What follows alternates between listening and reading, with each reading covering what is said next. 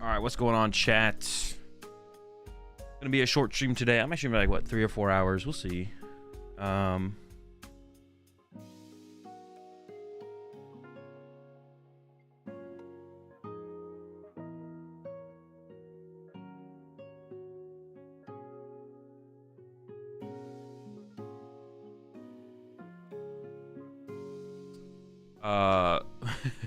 What was I saying? Sorry, I saw a tweet I had to read. Yeah, 3 or 4 hour stream today. Nothing super long. I will be streaming tomorrow though. I usually don't stream on Mondays, but during this like off-season break time, I'm gonna be trying to stream. I'm gonna try every single day. There'll probably be some days that come up where I just need like a day off, to just kind of chill, maybe work on YouTube videos, whatever. But yeah, I'm gonna try and stream daily between now and Worlds will be the goal. I do have at least one travel I will be doing. It will be content related. I'm not gonna say what it is yet, I guess. It's not like super big, but yeah, I have one travel that I'll be doing in July at least. So I'll be traveling once in July, but I'll be still streaming while I'm traveling for a couple of the days. So yeah, but that's gonna be the goal. That's gonna be the goal for this off season period. Yo, what's up, Dre? Try to stream every single day, upload every single day at least, and I'm definitely, if I'm gonna be streaming every single day, I'm definitely gonna get to the point where I can have enough content to like bring back the secondary YouTube channel.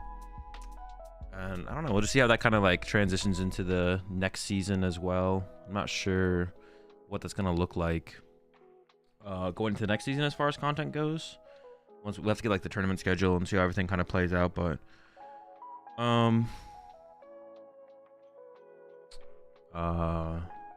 yeah, we'll see. But yeah, today I'm gonna play some more Moon. Got top 8 in Japan. I haven't really given the deck much thought besides like noticing that and recognizing that, but I guess worth giving it a shot.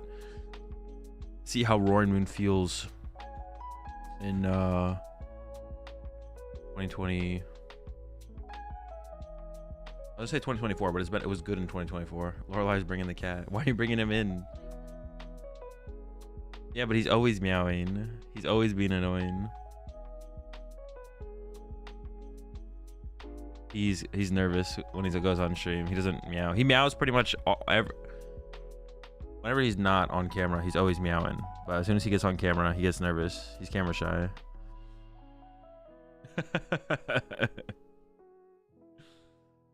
He's huge.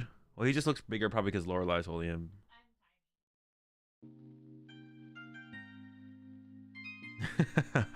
All right, let's go ahead and load up some Moon.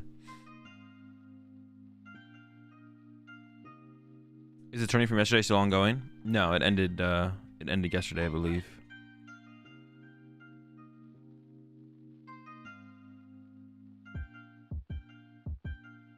Yeah, I believe it did end yesterday. I kind of want like not playing 4 Vessel feels criminal in here, but I don't know what you'd cut. I'll rock it and just see how it feels.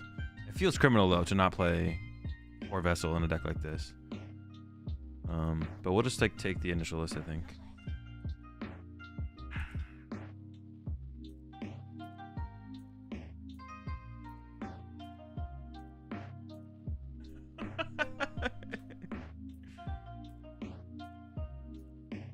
Should I go with these? No, these ones are way nicer than the other ones. These are way cleaner. I gotta switch up the coin though.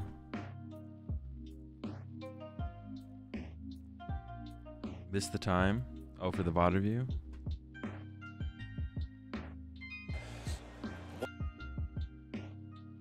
Dude, this is an old VOD. This is Wheezing Lugia versus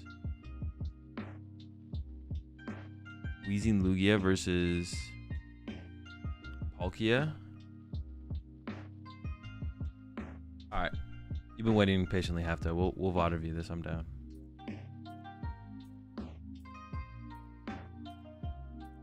We can start the stream with that. I'm fine with that. You've been asking me for a while. Anything in Try to Fable caught your attention, or could be a game changer?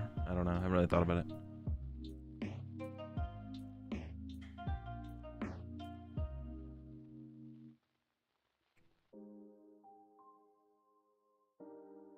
Let's see.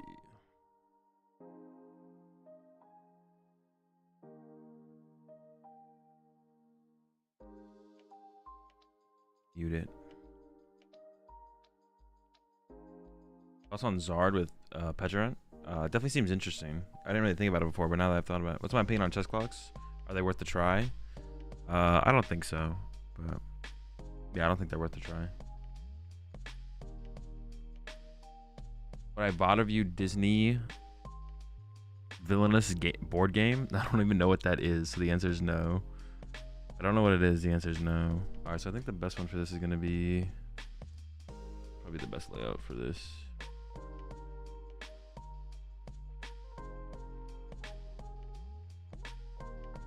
All right, so we're starting off the stream with a VOD review. Someone requested a VOD review with channel points, and Halftoe's been asking me for a while to do this one. So this is an old VOD though, or not that old. This is like last season, right? Wait. Yeah, Limitless was streaming European events last season, right? Or was TPCI have control last season? I don't actually remember. People in the NAIC Twitch chat were talking shit about you, and I told them all to fuck off. I mean, I don't really care. What were they saying though? I am curious now. Now that you've mentioned it, and I'm curious as to what they were saying. But I don't really care. You don't have to like defend me. This is it's kind of like whatever. You know, people are weird. I don't really care what they say though. What do you think about Serena EX? What do you think that Serena EX needs? I don't know what it needs, and I don't care what it needs. I just don't think about the game that way. Overrated? Bro, they're the ones who are rating me. Why are chess clocks not worth a try? Can prevent players from playing slowly. Thoughts?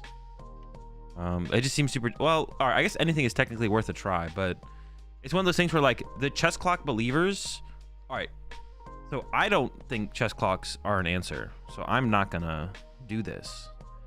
And it's one of those things where it's like TPCI could do it if they wanted to, right? But TPCI is not going to be like, I don't know, like, let's say who's ever head of TPCI is not just going to be like, oh, I don't know if chess clocks are good or bad. Let's just try them out. Let's just do it. Let's do it.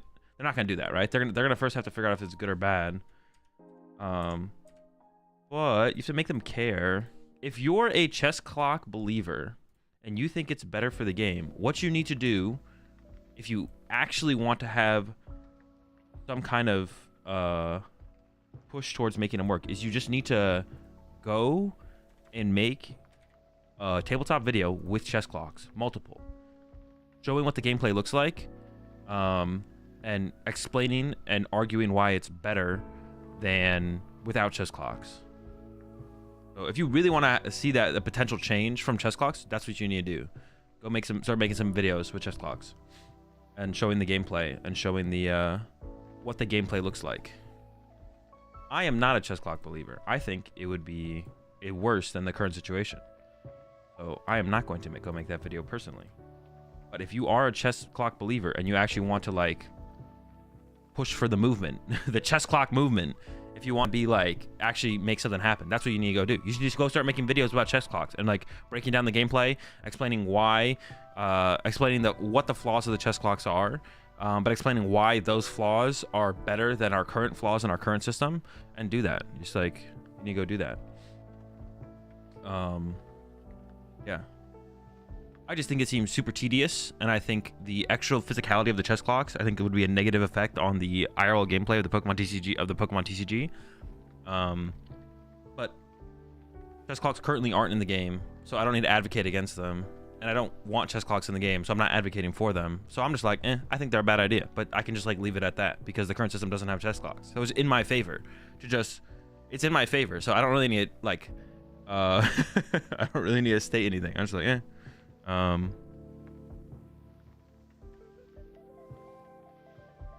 like, meh.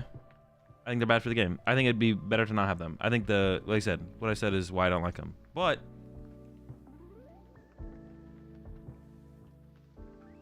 if you're a chess clock enjoyer, chess clock believer, first you should like prove it to yourself that you think it's actually the correct thing. Because I think a lot of people are just like theorizing. I don't know if anyone has sat down and played a game of Pokemon with a chess clock. I don't think anyone has. I think even the people who are advocating for chess clocks on Twitter probably haven't done that. So first, be honest with yourself and make sure it's something you want. You know, sit down and play a game of Pokemon with chess clocks. And if from there it's still something you want, then make a video of some gameplay with some chess clocks, advocating for chess clocks. I don't think TPCI is going to go out of their way to experiment too much with that kind of stuff. So like you need to bring like proof of concept to light on your own.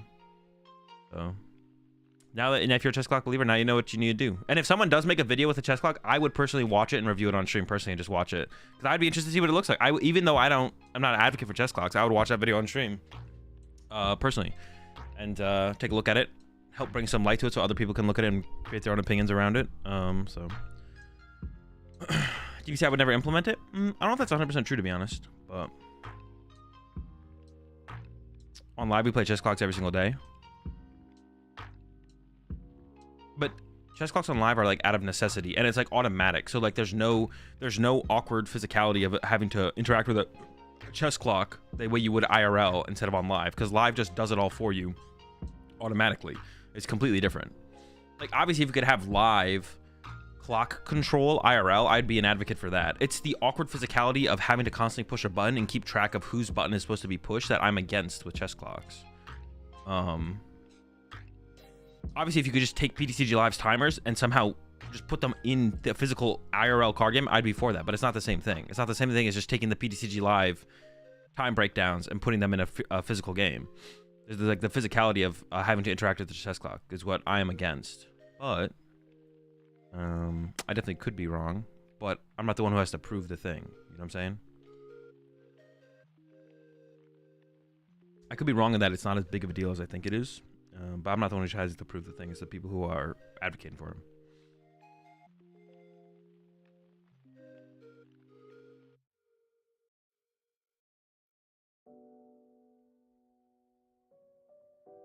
Live's also a clock for best of 1 episode of 3. I mean, it just doesn't. I don't think that's really relevant, to be honest, Pokey. That's not very relevant. I don't think. It doesn't really matter. If it's best of 1 or best of 3, it doesn't matter, does it? I don't think it matters. Why would that ever matter? Shuffling only takes 1 second at PTCG Live. That doesn't matter either, though. That doesn't matter either. The point of the chess clocks is like, see, now you got me out here arguing for chess clocks because you guys are making stupid points. The point of chess clocks is both players get an even amount of time. That's what it's trying to do. Like, yeah. When you both sit down to play a 15-minute best out of 3, the idea of having chess clocks would be to try and give both players 25 minutes of game time. Of like thinking about actions and making actions. So you're getting stun locked on this? No, I'm just discussing with chat. You're getting stun locked on me getting stun locked.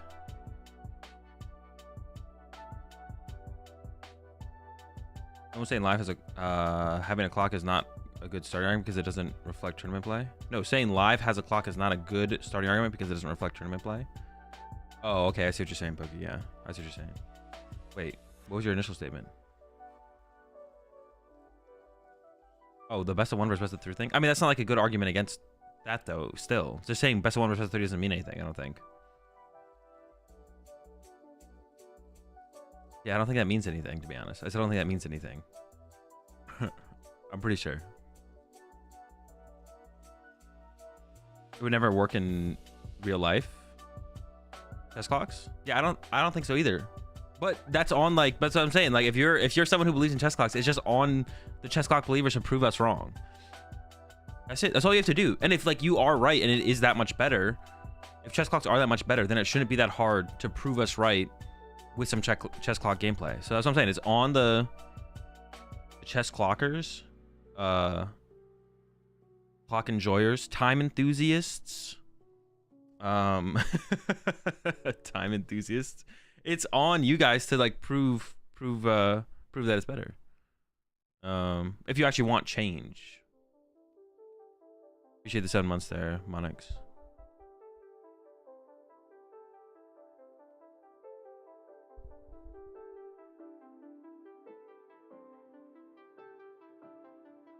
Chess clocks also give you the opportunity to dispose of your time in any way you want, taking more time for complex decisions and being quicker on easier turns. Yeah, exactly. Like that's what I'm saying. That is a positive of a chess clock. It's like it's your time. You can just do whatever you want with it. Someone could sit there for 25 minutes and not make a single action, but it's fine because it's their time. Opponent will keep shuffling your deck on your time. The solution I heard for that was a 15-second pause button for shuffling, which that's another level to it that feels really unrealistic. But yeah, I think we're at that point where it's just like the time enthusiasts, the chess clockers just need to like make some video footage of gameplay with clocks and, you know, discuss their points. I think that's the point we're at in this like I don't know if anyone's actually going to do that. Like I said, I don't even think any of these people who want chess clocks have played a single game of Pokemon with chess clocks, let alone recorded one, and then like pointed out the gameplay, like talked about the gameplay. But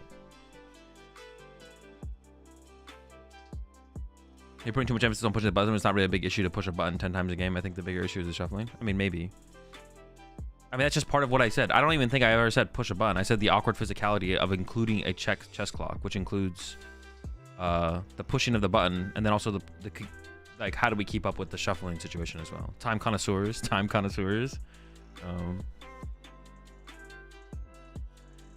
But we'll see. We'll see if anyone does anything with that. Now that you have people like Jake and Liam advocating for chess clocks, I feel like we will maybe end up seeing some gameplay come out of that. I feel like they would be down to like actually put that stuff to the test. We had a tournament with chess clocks in a different TCG though, and the initial learning curve seems steep, but it went really well. I think a prominent figure showing how a match would look would help a lot. Yeah, so I'm saying that's where you got a starting point. All right, let's get into this. Hafta requested a VOD review with channel points, so that's what we're doing. It's Lugia. This is Broken Lugia, by the way. Broken Lugia versus Palkia. Wait, is this Broken Lugia? Yeah, Broken Lugia versus Palkia. So this is way back. This is way back. Let's create an AI tracker cam. There's an auto chess clock that will stop. Dude, I mean, I'd be fine with that. I'd be down for that.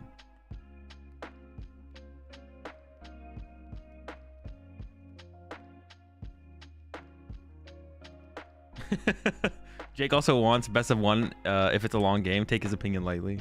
Hey, listen, you can have good takes and bad takes. Just one bad take doesn't mean we should disregard everyone else, the rest of their takes and their points.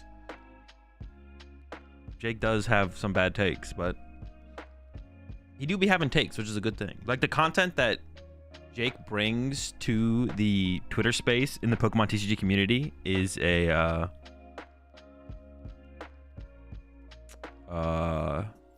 like a positive for the community overall. All right, let's get into this. So this is a interesting Lugia build on the left hand side because it's a wheezing Lugia build, which you don't see very often. And on the right hand side, it is Palkia Inteleon with Articuno. And Articuno is specifically good against Lugia because Lugia generally doesn't play many switch cards. Does it just draw past there on the Lugia side? What do they even have? I guess they can't really do anything, yeah. They do play Birdkeeper, though. I saw the Birdkeeper in there. So the Birdkeeper is going to make a difference for getting out of that paralysis if we get there. But we'll see what Arthur can put together here.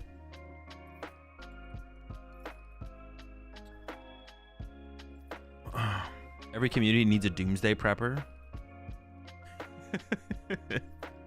Every community needs a Doomsday Prepper. Alright, there's a Battle VIP pass. So I don't even know what you go to set up here. Plays Ice Cube as well. Bro, I'm trying to like remember this. This is Broken Lugia, right? There's powerful energy, so it has to be Broken Lugia. Dude, how did Palkia ever win this matchup? It had to be through Articuno, right? That's the only way you ever win. Like, that's your win condition is Articuno. We see the Manaphy getting prepped, the Palkia getting prepped. Probably has like an Irida to get second Battle VIP pass here. I assume plays Heavy Ball. So Heavy Ball for Articuno is going to be a big deal as well, I guess. I guess you could just attack with Palkia in this matchup. You could attack with Palkia in this matchup, I guess.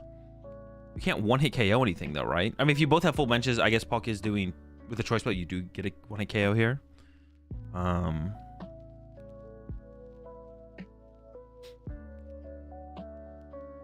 have it at 1.5, right? Okay.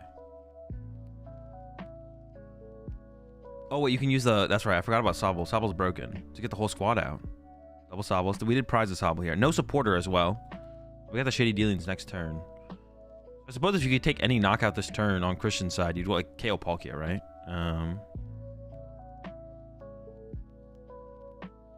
Has Quick Ball.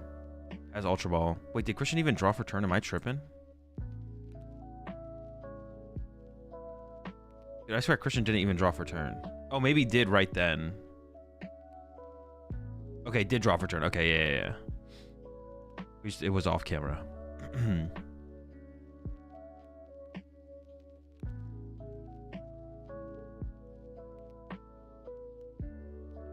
Okay. So, I mean, you at least want to KO the active here, I guess, right? I can't think of like a... The Bird Keeper's in hand, which you don't want to lose. I guess, like, is this like from Christian? Do you go for the wheezing angle? If you can, you could Bird Keeper into coughing and then set up. You could use Ascension to get to wheezing. Was wheezing Lugia a real deck?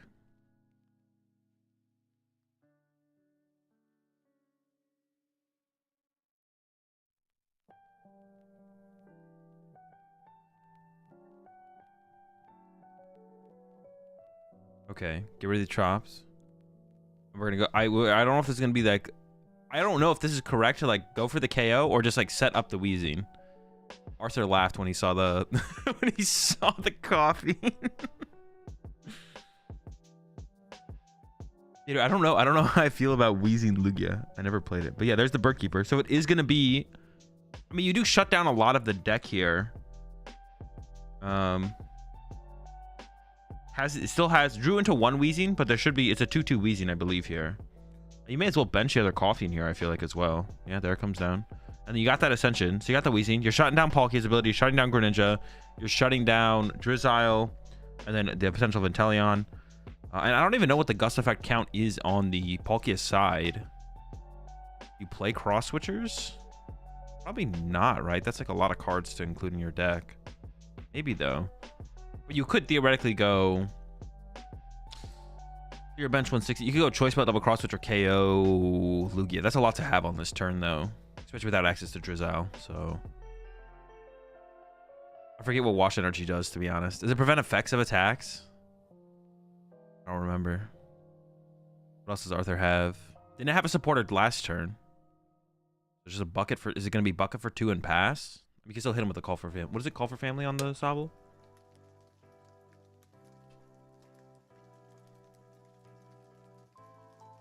Pokecom. We haven't had Pokecom in a while. It's been a long time.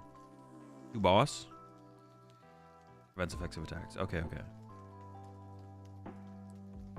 Alright, so here we could see wheezing. Why was Christian so disappointed? What is that card? Isn't there a research in hand? Also, another wheezing. We got. Oh, that's right. We drew the other wheezing. We could attach the powerful energy though. Why wouldn't we attach powerful energy here? Wait, is there a reason to not attach powerful energy there? Why wouldn't you just put the powerful energy on your bench Lugia? There's no reason, right? I'm not tripping, am I? Just wasted an energy, I feel like, there. Alright, Lugia V-Star's out. Because like you're gonna keep using wheezing here, right? I feel like wheezing is still the play here on Christian's side. As you abuse wheezing as long as possible.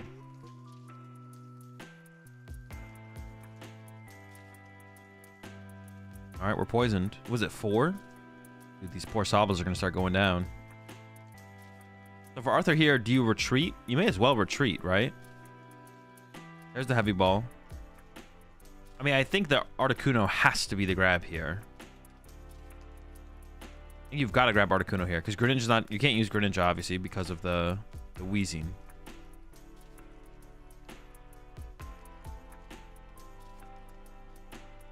I guess there could be an argument. No, there's no argument, though, right? I think you got to grab the Articuno here. Yeah, there's your Articuno grab, which is like the big attacker in this matchup. The Bird Keeper's also gone. There's going to be a run to Palkia here from Christian. Oh, wait, do we have a Palkia V-Star? Wait, that can't be our play here. Because then we could just get a retreat and then the Lugia knocks us out. Oh, also could have used the... Well, I guess the stadium was prized. The training court is prized, so there might not be another stadium here for Arthur. Okay, that's interesting.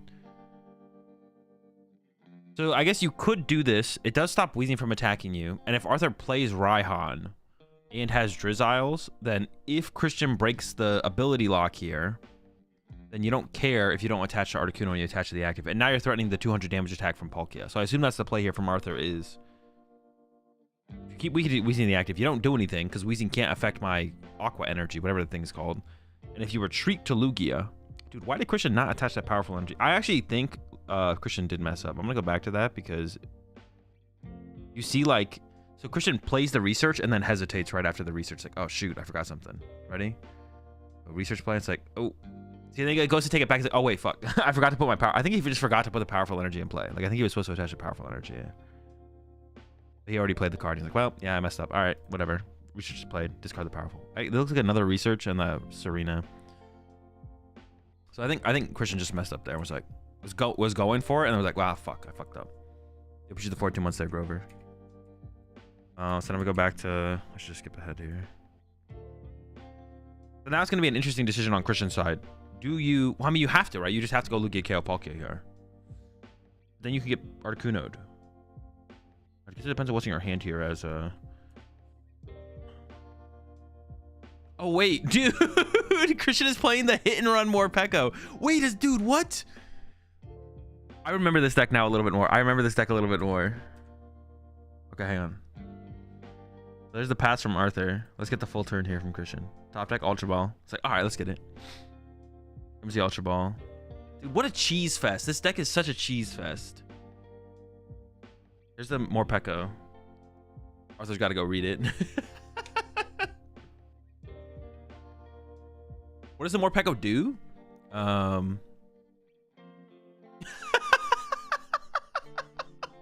Christian's got the printed out translation, bro. I wonder what language the Morpeko's in. Can I keep that? Can I keep this? I need to just make sure. That's so funny. Let me hold on to this just so I remember. It'd be funny if Christian like printed out a stack of them and just like gives one to each of his opponents. Memento of our match. Printed out more Morpeko translation. Did he what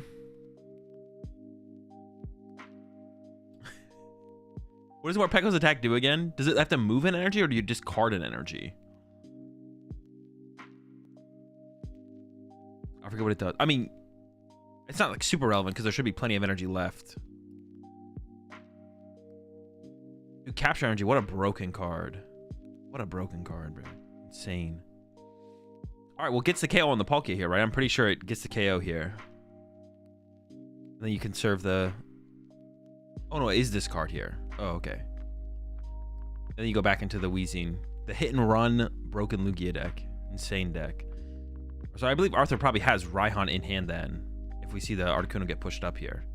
Or was hoping for a Raihan top deck. Nope, there's a Raihan. Well, the thing is, like, you only get to paralyze this Wheezing for a turn. I don't even know what the grab is. Oh, it looks like a boss. Okay, okay. So this turn you paralyze the Wheezing. Next turn you boss paralyze something else. And Christian's... Christian doesn't have the... What's it called anymore? The Birdkeeper. No way to get out of paralysis. So Arthur can start to build up to Drizzle's next turn, and then start to build into quick shootings and like go for the paralysis lock from here. Did this deck used to play 2 Articuno, or is it just 1? Honestly, because of this matchup, playing 1 Articuno seems kind of criminal. But you do have we see the jellies in the prize cards. I don't know how many jelly this deck plays though. All right, the paralysis lock is in effect, and the Birdkeeper's gone here from Christian. I doubt Christian plays 2 ways to move Pokemon. We'll see though. We used to have Evolution, Intense, and Quick Ball. Lugia used to be so broken. That's insane. What am I gonna play? Moon? I don't know, eventually when we get through the VOD reviews. A couple of people requested some VOD reviews.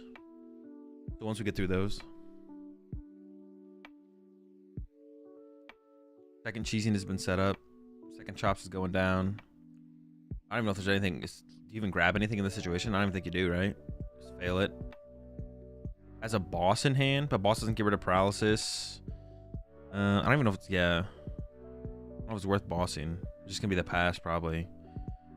And then hope that Arthur can't start to chain things together.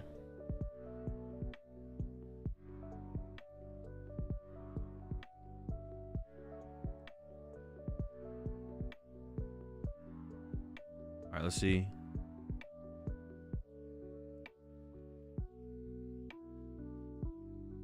There's the boss. Goes after the Morpeko. Gotta get rid of that rat.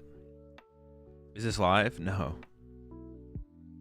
Gotta get rid of the rat. Gotta get rid of the rat. Can't let that thing stick around. Now the dealings are getting shady. Oh, there's a cape in there. That would let you survive, what, one more turn? The vacuum is also gone from Christian here.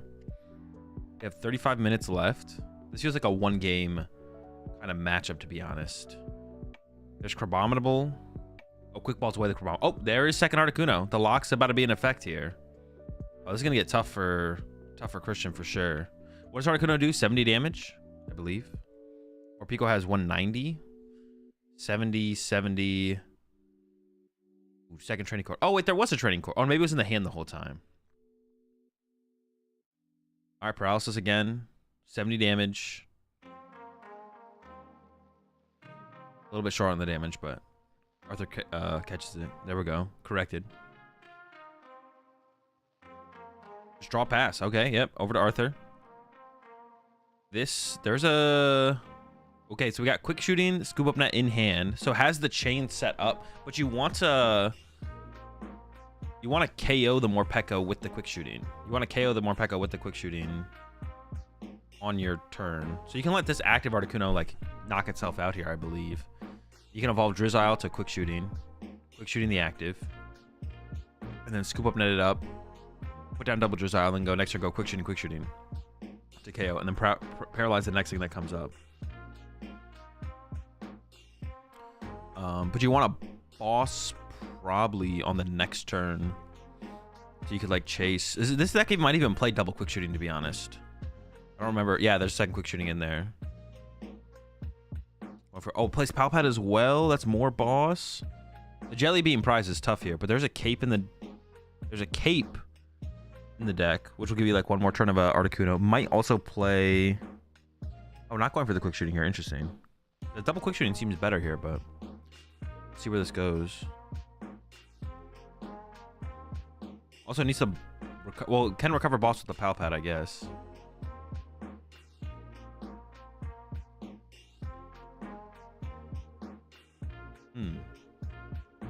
Goes for the retreat. Why do you care about giving your opponent a prize card here? I feel like you could just like knock out your own Articuno here and that'd be fine.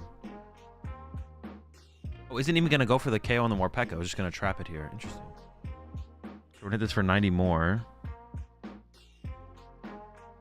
I mean, that's fine, I guess. That's not bad. Yeah, I don't know why we didn't just knock out our own Articuno though. I don't know what we're waiting for with that. Also, I don't know why we didn't quick shooting. We could have quick shooting this. The only thing I'm thinking about is like, can we ever get into like a point where we attack with the Aqua Bullet Inteleon and like clean up a bunch of knockouts? I guess eventually we could get there. But I feel like you could just like knock out, let this Articuno KO itself. Especially if you play Super Odd. What else would you play back then? Clara? Because then you could like get a third Articuno. And then building up quick shootings on the Morpeko also seems correct as well, because you do want to like KO it eventually. But building up quick shootings on Lugia as well. I assume we're bossing Lugia then on this next turn from Arthur then. All right, here comes the big dealings. Oh, this quick shooting Inteleon still has 40 damage on it, right? It's right there, but it's not on the Pokemon. It probably won't be a big deal, but... All right, the big dealings are out.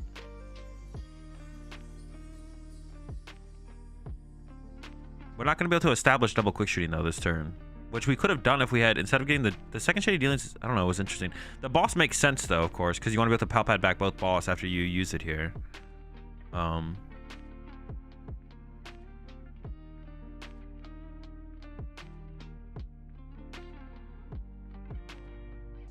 So our like most efficient prize exchange here is, how can we like draw our prize cards most efficiently here?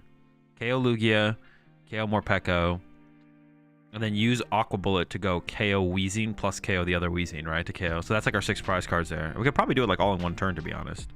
It's probably possible to do it all in one turn. Yeah, there's the boss on the other Lugia. We attack with Articuno a couple more times. And we could draw prize cards throughout this if we really wanted to. See, now there's no more Morpeko build, but I feel like we should have done it sooner to like getting the jelly off the prize cards would be really, really nice here. So like building up the damage on the Morpeko sooner makes sense to me. For sure. But that prize trade I think is possible. We go paralyze, 110. We like, I don't know, I feel like establishing the second quick shooting sooner would have been nice though. If we just had like Sobble double quick shooting. I think that was, maybe that wasn't possible off the last draw though, to set up towards that. But getting the double quick shooting set up is what we want to do here, because we want to like lock them fully. All right, there's the reset. Did this, oh, we can scoop up net the Articuno. Okay, that makes sense to retreat it then. I didn't even like think about that, to be honest. I don't know why I didn't think about that. But yes, we can scoop up net our Articuno to heal it. Genius. I was like, I don't know, we could just like let it get knocked out, but okay, that makes sense. That makes sense. Sobble should come back down. Drizzile should probably come back down on the Sobble. And then Palpad should recover the boss. We're gonna need at least one more boss's orders, I think. Maybe two. So we have the Palpad in hand here, I believe. We can go get that. Man, I forgot how broken Irida Shady Dealings was. It was so insane. It was so good. Holy smokes. There we go. Double boss getting recovered.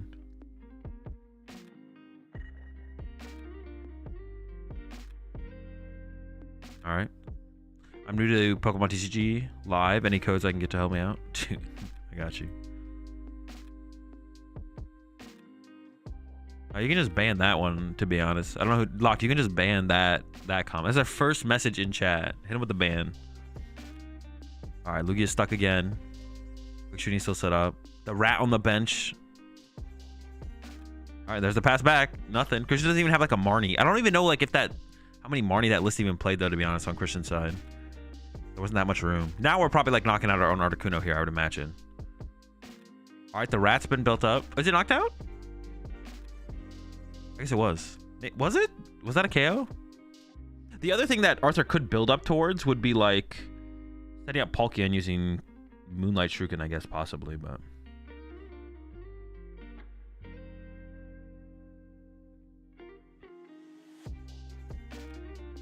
there's a Greninja gotten off the prize cards. It won't really matter anymore too much at this point, unless we use it as an attack eventually. We could set up a Palkia and then attack with Greninja. The jelly got pushed even further into the prize cards. We're never getting the jelly. We're never getting the jelly. I don't think we are gonna need it though here as Arthur. All right, their second quick shooting is getting established now.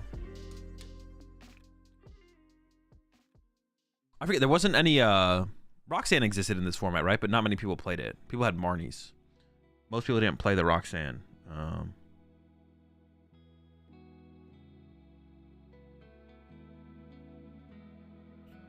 Yeah, second quick shooting getting established. Level ball for the Drizzile.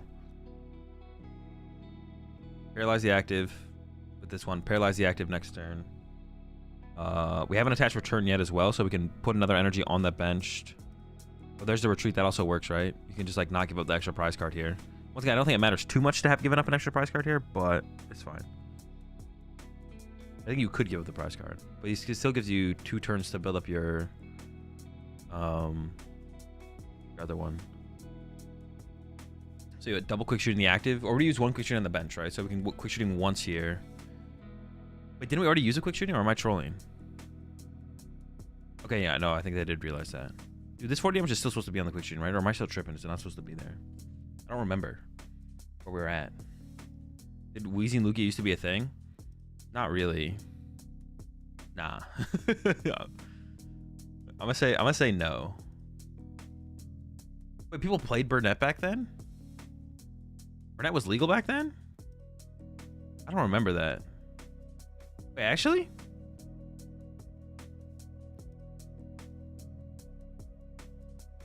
All right, so just a Burnett and pass.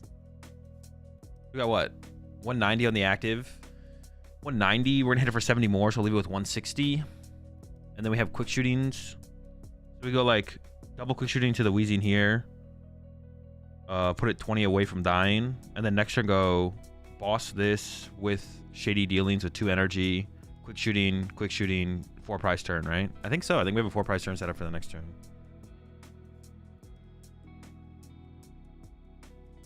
It was legal, but maybe like 10% of Lugias played it. Okay, I didn't think many people played it.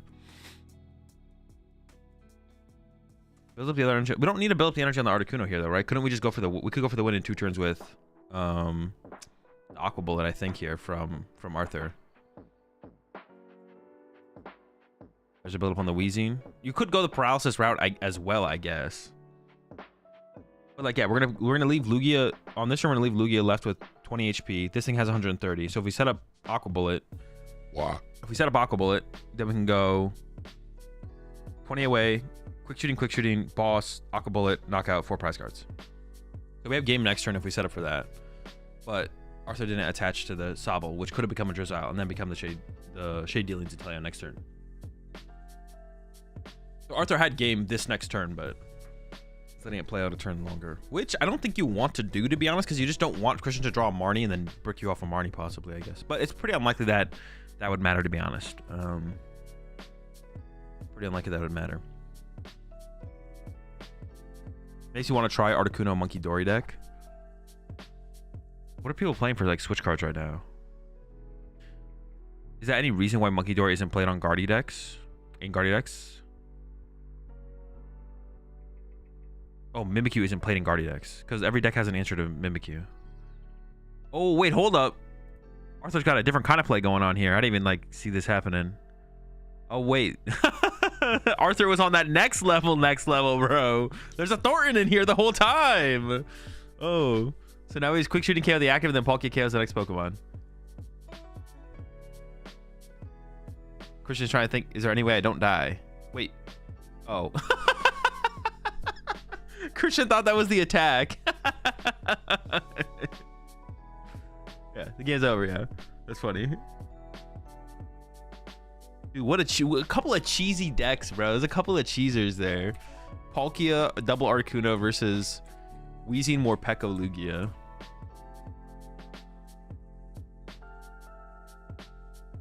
The Palkia deck was like pretty decent. It just really depended on what Lugia players were playing at the time, but is Judge in this Lugia deck too? Wait, why is Judge better than Marnie?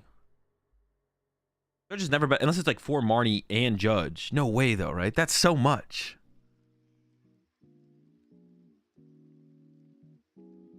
All right, now Arthur does not have the whole squad prize this game. How do I feel about this matchup after watching that game? If Christian can hold the Bird Keeper, I don't know. It's like, you go for the Weezing. Is the Weezing Cheese the way to go? Disrupt Guru. Oh, true. The Primate Wisdom. I forgot about the Primate Wisdom. True. Facts. Ooh, this hand for... This opening hand for Arthur is not good. So, I don't know if Christian plays Raikou. But this is where, if you play Raikou, you would attack with Raikou. But Christian has more Peko and Weezing in the deck. It does at least have the Weezing this turn, though. Which is still, we saw like last hand, was pretty good at slowing stuff down. There's only 17 minutes left, though. So if Arthur is able to establish the paralysis lock, this match is probably not ending. This game is probably not ending. We'll see, though. Isn't the idea that shuffling is more disruptive compared to Iono/Marnie? I mean, not 100%. Because, like, let's say you have a hand of Pokemon cards, and you, like, play through it. You're leaving the good cards in your hand. So if you Iono, the good cards go to the bottom of the deck. If you Judge, then the good cards are shuffled into the deck. I think, on average, for how Pokemon operates as a game... shuffle draw is worse because your hand, you're always building your hand around the idea of the best cards staying in your hand, right? So your hand is always like if you have a 10 card hand and it goes down to a 3 card hand, the hand got filtered down to a 3 card hand where you had control over what cards were leaving the hand and what cards were staying. You're always going to keep your best cards, right? So when you get Iono, it's always the best cards of that hand go to the bottom, but we'll see. You know what I'm saying? Primate Wisdom, but Primate Wisdom is like a thing, I guess, technically.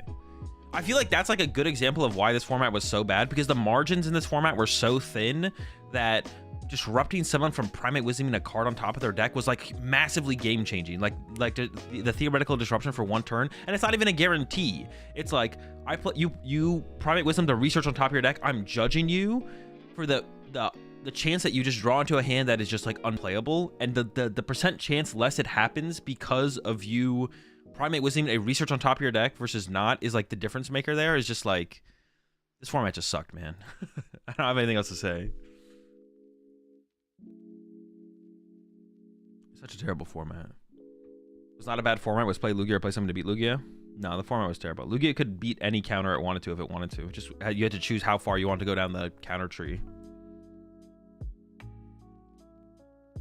Yeah, you had to like pick how far down the counter tree you wanted to go.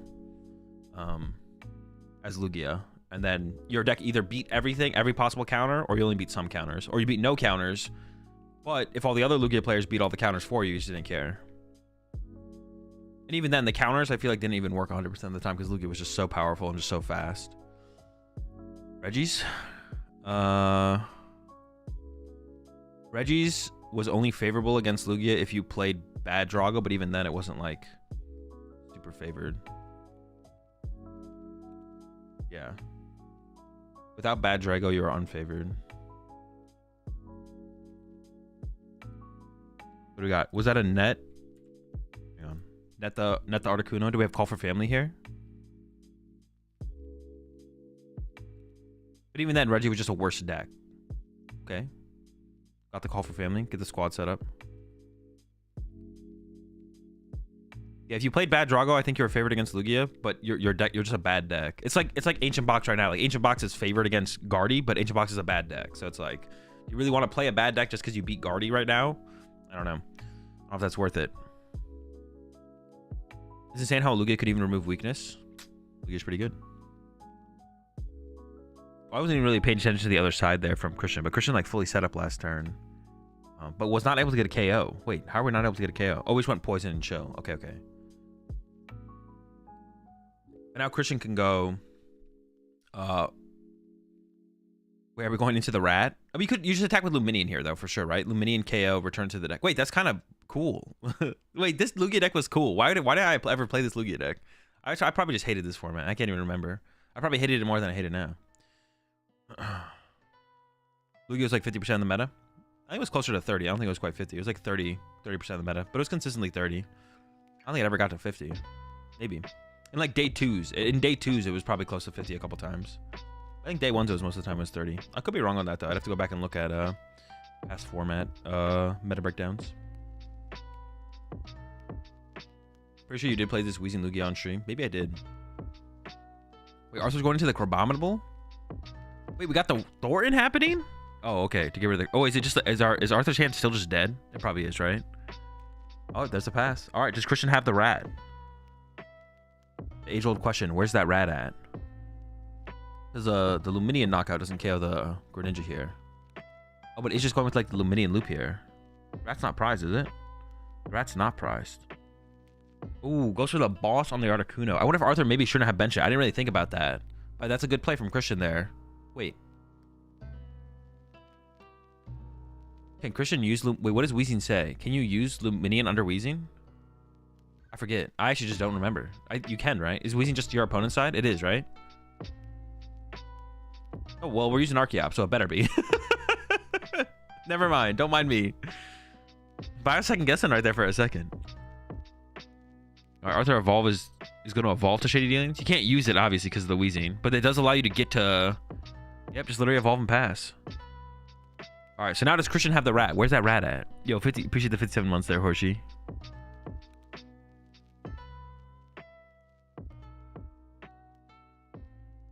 I thought the rat didn't exist at that time. We're talking about a different rat.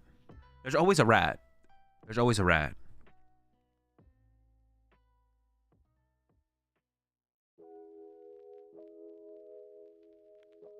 Weezing has to be active?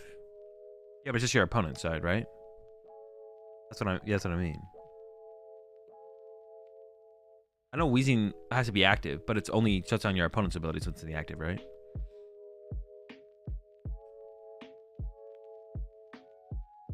Oh, another Luminion. Where's the rat? Wait, we didn't get the rat here as Christian? Why no rat grab? I think the rat's in the deck. Why is Christian afraid of putting the rat in play?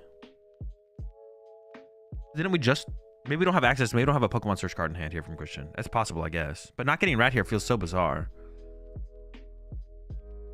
That gives like Arthur another turn. Like this literally just gives Arthur +1 turn to play the game. Am I? Hey, let me. Maybe I'm not. Maybe I'm tripping. Let's figure out if I'm tripping or not. There's an Ultra Ball to get Luminion instead of the rat. Where's the rat? You get the rat here. We take the knockout. This is just a throw from Christian. I don't know what. Like it feels like. It feels like Christian is like after how the last game went. Christian's like, oh, I shouldn't have put the thing in play, but it doesn't matter. Like. Articuno can board wipe you irrelevant of what your board is. So I don't know why Christian is not getting rat here. So you want to take the knockouts. Definitely want to take the knockouts. Because you're just giving Arthur +1 turn here. Also, you'll eventually run out of ways to find Luminion, for sure. I mean, I guess Weezing can KO the Greninja on the next turn. Oh, but there's the reset. Once again, Arthur just buys time. And there's a quick ball in hand. He's why we shouldn't be taking knockouts. Because, like, once again, well, we have a quick ball, so we could go get Luminion here. But once again, we should just get the rat. Well, in this, no, because we don't have infinite ways to find Pokemon. So you should just once again grab the rat here. Establish rat supremacy, rat dominance. We gave Arthur +1 turn on that last turn, and got to do the reset on the Greninja there. There's the energy search with the choppers. But who's the rat? Morpeko. We do get the KO this turn, so it's like it's fine that we use Luminion, but I don't think it's fine that we use our only way to find a Pokemon to then find Luminion over the rat, because the rat Luminion is what is like the quote? The rat is forever. Luminion is once in a while, or like what is the quote? There's like a quote, a good meme quote. Oh, and there's a concede from Arthur. I don't know how I feel about this concede though. There's only 8 minutes left. I don't know. I guess you're always losing though as Arthur. That doesn't matter. So you may as well have more time to win game 3. I'm like, what if you just like stick it out and Christian can't beat you? But Christian's gonna beat you in the match. There's enough time to be honest. Yeah, the fish is temporary. Rats are eternal. There we go. Shout out to Blitzel. Fish are merely temporary. Rats are eternal. I don't know how. I definitely know how I feel about that pile counting going on though. It's a waste of time. And that's such a like. Christian, that's one of those situations where it's like Christian is only shooting himself in the foot by pile counting, because the less time there is, the better it is for Arthur, because it's gonna be way harder for Arthur to win this game than for Christian. Like Arthur almost doesn't have a win condition with 6 minutes left, whereas Christian does. Did Arthur choose second here? Interesting. I don't really matchup. I don't really know. Wait, could you play us too? I don't even remember. No, I'm not gonna say that. That'd be stupid if I said that. I don't know about going second here, but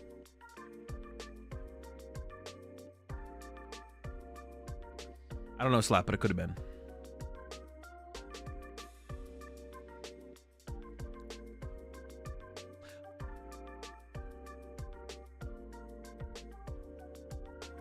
I forgot this was sped up. I thought the Mad Lad was cracked with pile shuffling. All right, well, Arthur did choose second here, which is interesting. I mean, you do just kind of want to set up, I guess, but in this format, it feels incorrect still in this format. I'm not sure. There's the Irida. 5 minutes left. I did make this statement yesterday. It's actually not 100% true. I said I don't have any problem with pile counting. I don't have any problem with pile counting when you count out your piles and then pick it up. But if you count out your piles and then do what Christian did, where you take one pile and count it onto the other piles, or you shuffle like 2 piles at the same time together, like you pick up, let's say you do 6 piles, you pick up like pile 5 and 6 and shuffle them together, and you pick up pile 3 and 4 and you shuffle those together. I have a problem with that. That is a complete waste of time. Like there's no value being gained there. Nothing is happening. Nothing is happening there. Now, if you do your freaking 6 pile count, whatever, and you pick them all up immediately, sure, go for it. Whatever. But the other thing is cringe.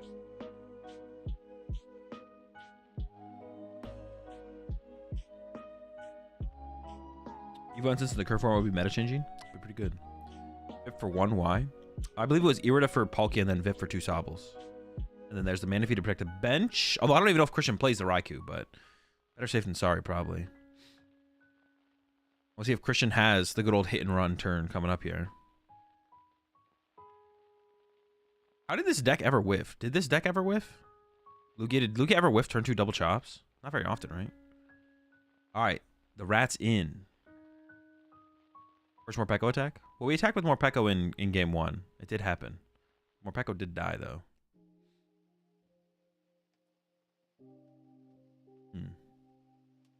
The dark energy on the Morpeko is interesting. Not sure how I feel about that.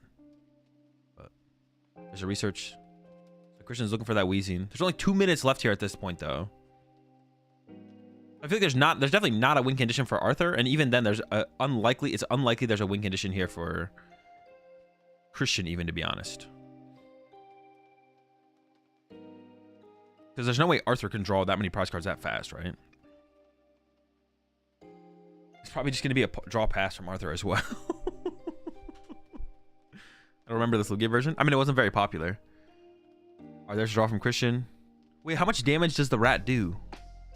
Is this rat actually knocking out this Palkia here? I see Christian's playing fast. 3 prize cards left. Over to Arthur, 1 minute left. This is actually, I don't know if this ends in a tie or not. We'll see. There's a Manaphy send up.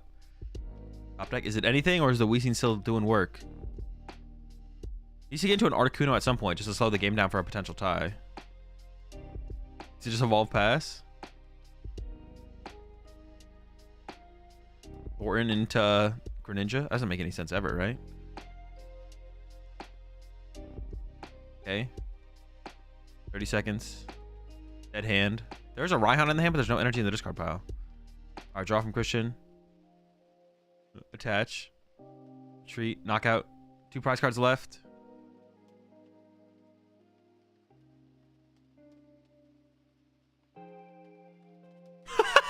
Oh, you guys can't see our Christian's expression. It's funny. Oh. Christian has 2 turns left. The only thing Christian do is play for a tie here. Shooting, scoop up net. I'll back down. Doesn't matter. Pass. Yeah, y'all can't see Christian's expressions, but it's funny. The only thing Christian has to do here, to guaranteed never lose is find Birdkeeper, just in case of a potential Palkia or Articuno paralysis that could happen next turn. I mean, like, it's pretty unlikely that Articuno paralysis would happen next turn, but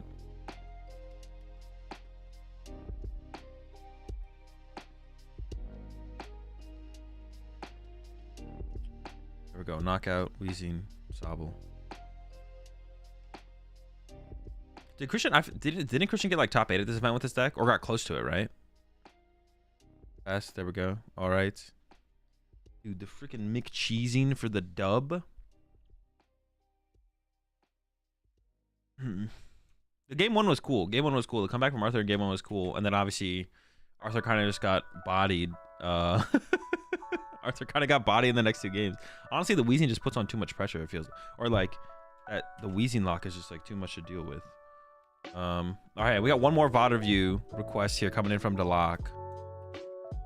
Let's see.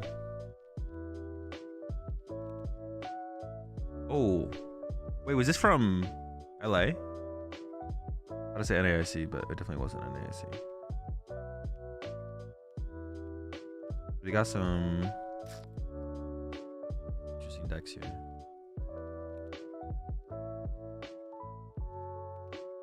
Oh, we got one interesting deck, excuse me.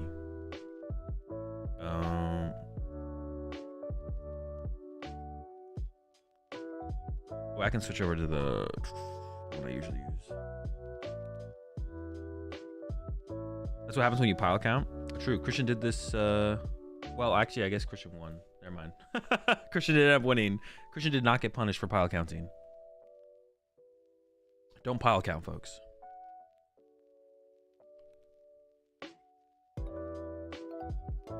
Unless you think you don't have 60 cards.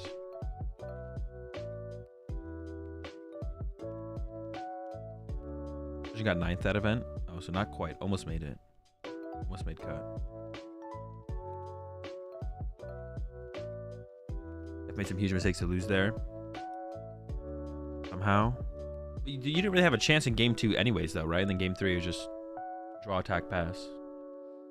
Or draw, pass. I missed Limitless streams. I mean, are they really that much different than what's currently happening? Like, I think it's like the same stuff, right? Not that much different. All right, we got one more VOD review to go through, and then we'll get into some Roaring Moon action. We got a request from Deloc here with Locke versus Zach. We got Arc Armor Rouge versus Pidgeot Charizard, which honestly I don't know. I had the option to get energy and Articuno with the first Irido. Okay. Yeah, double right hand in game 3. So you should have got Bucket Articuno instead of VIP Pass. I see what you're saying there. Yeah, definitely.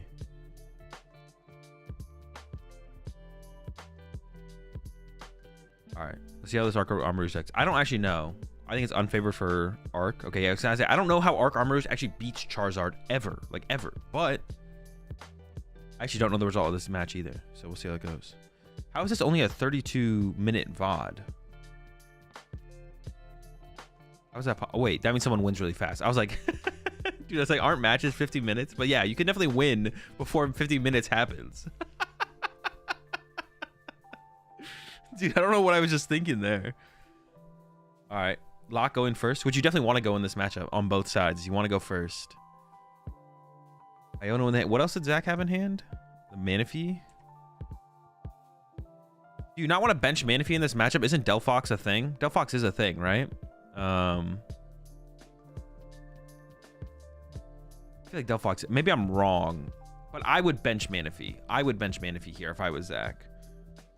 For sure. And that's like one of those little things that can make a big difference, right? Like that's what or like just knowing what's index is just like can be such a big deal between like winning or losing a round. Like I mean all that's like that's one of the things I love about Pokemon. Like all the little things matter. Like one of the biggest things that I stressed for people to know in coaching go into tournaments is not to just like know your own deck and know how to play matchups with your own deck against other decks, other top decks, but also you have to know what the other top decks are, of course, but then know what's in the other top decks. Like people I would coach, like I would quiz them. I would ask them, like, you know, back when it was like the Tina Charizard format, I'd be like, how many gust effects are in Lost Tina? And they wouldn't know. Like that's such an important thing to just know. Like I know Armarouge is still a more fringe deck, but like knowing that Arc Armarouge plays Delphox can be the difference between winning or losing a round. I know it's like a more fringe deck, but even trying to have that information can make a difference between a win or loss on a round. And winning or losing a round in the current landscape of the Pokemon TCG is like a huge deal in terms of like competing for trying to get like top 8, right? All right, that draw there from Zach is not great. We do have a Nest Ball, and that can go get a Charmander. So there's the potential of a turn 2 Candyzard here on Zach's side. But didn't bench Manaphy. So Locke could, or actually Locke could just Gust KO the lone Charmander. You don't even need Delphox here. You could Delphox it, but you just need Boss Knockout. Zach ever not getting Charmander here? Oh, goes for Rotom? Ooh, that's a slow setup right there. Is the hand that bad for Zach that we go with Rotom here? Maybe there's a Force Seal Stone in hand. There's an Iono and a Candy. I don't know about that. Why would we not? Are we like, it could happen. We could get Boss KO'd. I don't know how I feel about that. But not having the potential of a threat of a Charmander knockout feels weird. I don't know if I agree with that, because there's an Iono in the hand. I don't know, maybe Zach just values the idea of trying to find Arven more highly, I guess. Arven leads to Poffin, leads to more setup Pokemon. I guess that's like, I would bench a Charmander, I think. And just be like, nah, you don't got the Arceus knockout. And Locke didn't have it. Locke didn't have the Arceus knockout. Literally has Trinity Charge. Like, this is like the slowest turn imaginable for Locke. Doesn't even have KO the Lecky. It has literally Trinity Charge. And then, well, no. The Ultra Ball did come off of the draw 3 for Rotom. No, but Zach had to have drawn into an Ultra Ball or a top deck to Ultra Ball or a B-Barrel there, right? One of those had to be a top deck. Gives up an Iono and the Counter Catcher. Not sure about the Counter Catcher throw there. It's going for Luminion? No, that's so many. All right, just go for a Charmander, right? Charmander plus play Iono. Oh, I guess maybe we don't want to Iono Lock in this situation. Okay, maybe that is fair. But we're going to get 2 Charmanders and that's it. Our board is going to be two Charmanders. This feels like pretty mid. I don't know how I feel about this. I feel like just like, couldn't we have just like played both Ultra Balls and gotten 2 Charmanders with 2 Ultra Balls? What's in the hand? If we're not going to play Iono, we just Ultra Ball away the other Iono, right? And Pidgeot. So you can go Ultra Ball away, Pidgeot Counter Catcher, Ultra Ball away, Defiance Band Iono, Charmander, draw through 5 with B-Barrel or something. Because then we don't even have room for Pidgey, which is obviously a big deal. Because now Locke has a bunch of plays available to him. Delphox, KO double Charmander, Boss KO B-Barrel, remove all draw power from play on Zach's side. And then there's so many liabilities in play here that if Zach doesn't get the first 2 prize knockout, Locke can just go knock out Lecky, knock out B-Barrel, or knock out B-Barrel, knock out Lecky, knock out 2 prize, and knock out 2 prize. And just Locke can just win off board. Which is Gusts. I don't like this play. We could just play the Iona, or we could just like play both Ultra Balls, or play one Ultra Ball and then draw a B-Barrel, and then maybe play the other Ultra Ball after that. But going immediately into limiting, I don't like. So many liabilities in play, and then like all of our draw power can be removed by just KO and B-Barrel. It's just unnecessary, I guess. What? Lock just has Trinity Charge? Wait a second. What does the second Armor Rouge do again? I don't remember. It's like 40 plus 40 for each fire on it.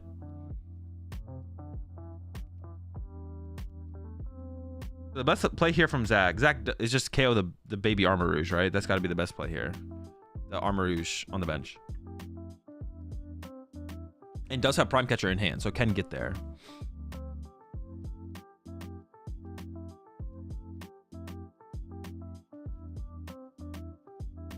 Locks out all the energy he could ever possibly need set up. So he got that cooking. Charizard.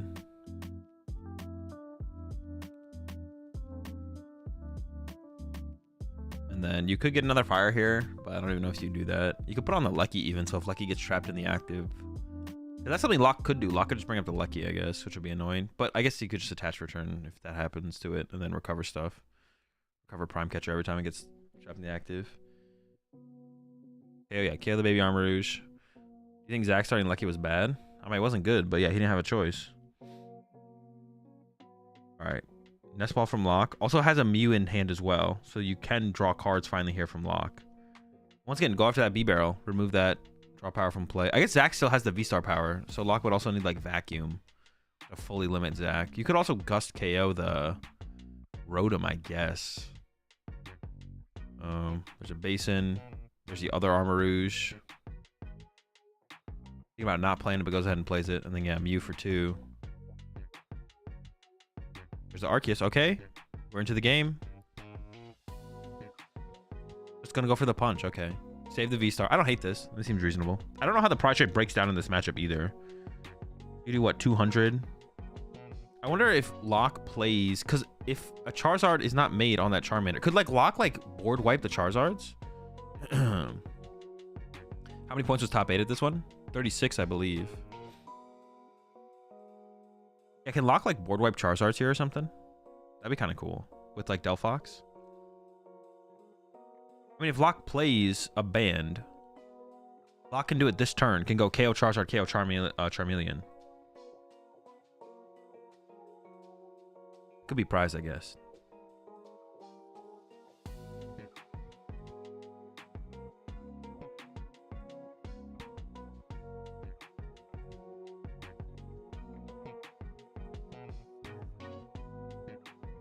Ultra Balls, but this all comes back to like poor board construction from Zach, right? Like this all comes back to poor board construction on Zach's side. Like didn't bench Manaphy early, put the Luminion in play, also put the I don't even know if the Rotom should have been in play, to be honest, for the hand that Zach had. Putting the Rotom in play as well seemed weird and seemed like really it wasn't like slow, but like it's like not guaranteeing anything that you need, and then it possibly leads to like a board state where you just get punished by having a Rotom in play when you didn't need it. There's a Judge coming in from Lock as well.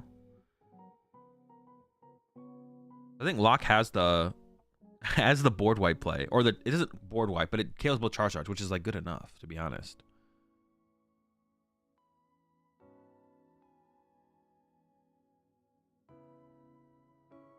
Oh. Okay. On the bottom, sure. I don't know where that came from, but I see the maximum belt in hand as well here. So the Delphox play is live here.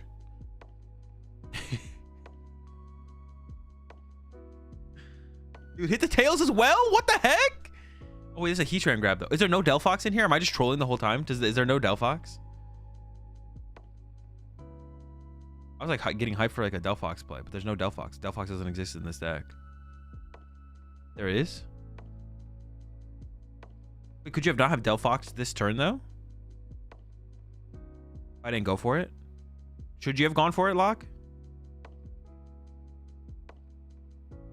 I could have. I feel like you should have, right? I guess this lets you keep Starbirth around, though, right? This does let you keep Starbirth around. Because actually, I didn't even realize this. You're actually ahead on the prize exchange. You're actually ahead on the prize exchange here because Zach has drawn 1 prize card. So if you just go 2-2-2, you win. Because you can go 2 to knock out this. I mean, can you even get the Heatran in range to 1-hit KO? No, that other play is better though, right? The Delphox play is definitely the best play here because Zach has no response to Delphox attacking, and then on Zach's next turn to protect his bench, he has to bench Manaphy and a Charmander. So that means you only have 1 Charmander in place. You could just boss a lone Charmander and win. And if you don't, then you could board wipe again. So you have to actually bench double Charmander and hope that. Well, no, yeah, then you hope there's no boss. That's always the better play. Yeah, no, the Delphox play seems like it's always the better play here. I mean, Armor is just kind of swinging here, but how much actually is it hitting for?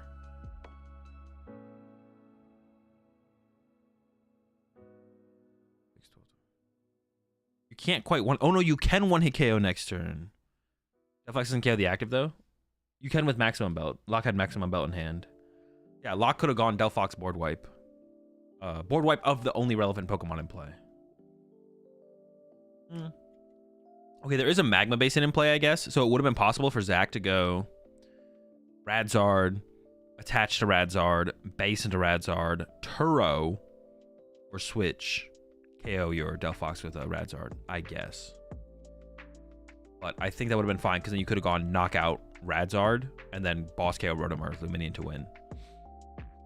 So it still would have been a good win. That still would have been a win condition. This, I guess, also works here. Zach does need a... Oh, did have the Turo in hand. I don't know if there was the access to the Radzard. Actually, there might have been.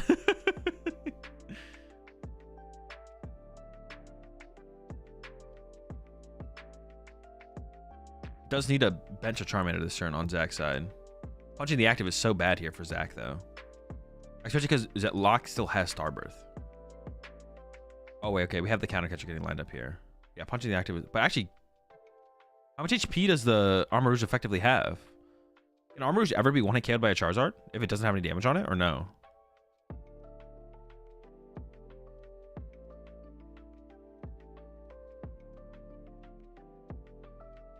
Honestly, if you go for the counter catcher here, I don't even know what you go after here. Effective 340, so it just never dies. 1 prize and Defiance Band. It's actually a pretty big deal. Here's the Radzard build up here from Zach. Did we actually not? We did get the counter catcher. I honestly don't know what you go after here. Probably the... was after the Arceus. But Locke has return knockout, I think, with just like Maximum Belt. Yeah, there it is. Needs 1 more fire. I think it needs 1 more fire, right? Is it 40 plus or 40 times?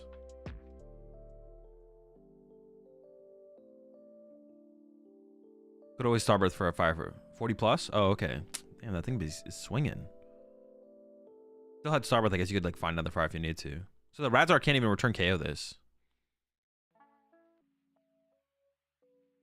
Yeah, Locke should have gone for the Delphox play, but like obviously he's still in a good spot here.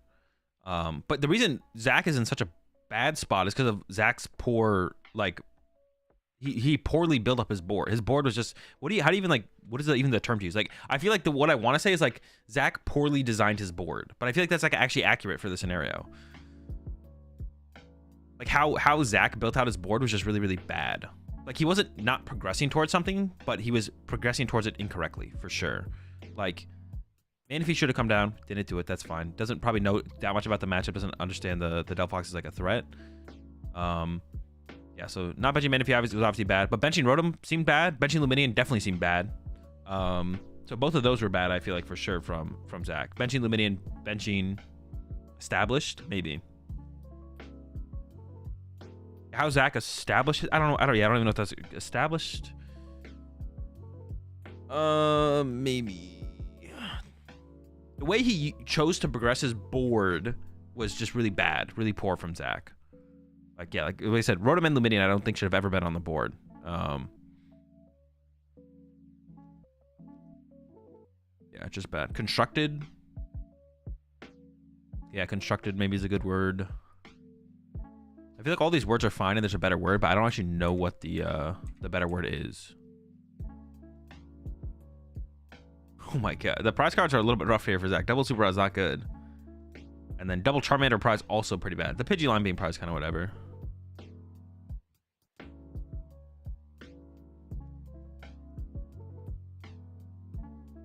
Established. Yeah, maybe established. I'm not sure. Developed. Yeah, the way he developed his board was really bad. We'll go with developed. What with that? Was it just a dead hand for Zach? Hey, Zach still doesn't know about the Delphox. I don't know if we'll see Zach bench the Manaphy here or not. You might just end up banning it. Benching it so you can draw more cards with Cleffa, to be honest. Detach pass. Interesting. Could have got Rotom there instead. I think we should have. See, this is a situation actually where I think Zach should have got Rotom here, actually. Because you're not doing anything with this Charmander. And you're not building out your board anymore on your next turn unless you top deck. Like you're not dead drawing because you have Cleffa to draw with cards next turn. But actually, I think this is a situation where Zach actually should have gotten Rotom. I think Zach shouldn't have gotten Rotom last turn. But I think this turn Zach should have got Rotom. Just drawn 3 cards. Because you're not candying Charizard anyways. Unless Locke does Iono or Judgy, which is possible. But I don't know if we want to bet on that because we have nothing established. Yeah, I don't love that choice from Zach to go for the Charmander instead of the Roadie. We'll see. Maybe Locke does end up playing the Judge or the Iono. And helping Zach out here. Because the Charmander is that much better. That Charmander does feel better if that happens. But what is that other card that got discarded alongside the Iono? I can't even tell what that is. Alright, second Cadet.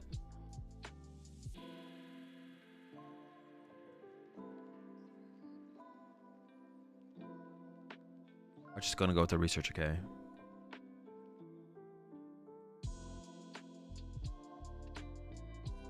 Toadscroll? Oh, of course. Yeah, how could it? Yeah, Toadscroll. That makes sense, yeah. All right, there's a Poffin top deck here from Zach. So we'll be able to get Charmander. Or Charmander and Pidgey, I guess. Or Bidoof. Definitely need the double Mander here. And then the draw with the Cleffa will come through. So we'll be in a pretty good spot here for Zach, to be honest. So the Poffin top deck does kind of save this choice from Zach to not get Rotom. Because we are able to establish enough basics where it feels pretty good now. We're feeling like in a good spot. And then you definitely want to attach to the other Charmander. Yep. And then I don't mind this either. Defiance, just try and draw cards. Doesn't bench the Manaphy though. So Locke could. Is it possible? You could Delphox here, right? Delphox KO double Charmander. Oh, wait a second. Wait, the Delphox KO double Charmander just ends the game because Zach prize double Super Rod, dude. Wait, is it gonna happen? That'd be sick. This is not gonna happen. Damn. I was so excited for that.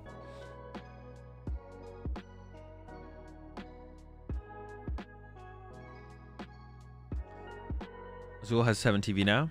I don't think so. Do I? No.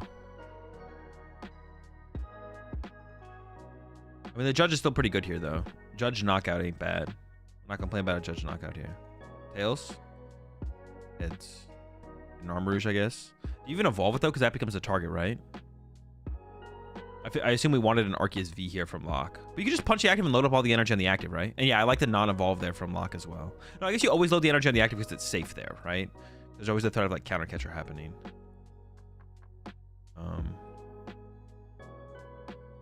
And here for Zach. Looks pretty dead.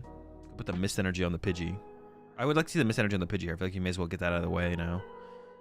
Now we'll see the Delphox play, right? Now Locke shows us the Delphox. For sure, right? Don't hold out on us again, Locke. Show us the Delphox play.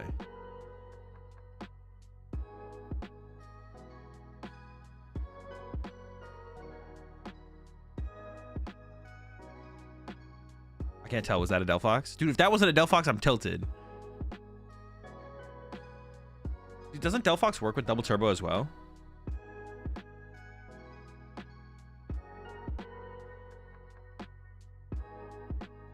Dude, why won't Locke use the Delphox? God damn it, Locke! Wait, you have a Delphox in there, right? You're not trolling us this whole time? I should have gone for the Fox. Bro, Locke hates the Delphox, bro. This is so... I can't believe it. The opportunities for the Delphox in this match are insane. Zach doesn't even know. Zach doesn't even get punished for not putting the Manaphy in play. Okay, there's an Arven top deck. With both Super Rod... With 2 Charmanders and 2 Super Rods prized. I mean, I guess you could go for... Oof. There might be a combination of cards that works here, but I can't come up with it in my head right now, to be honest. I don't even know what would work. Yeah, there's gotta be some combination. I assume. Yeah. I think Zach's looking for some more Charmanders. There's none to be found. You go Nest Ball Forest. Nest Ball for Rotom. Forest. I don't know. I don't know what you Forest for.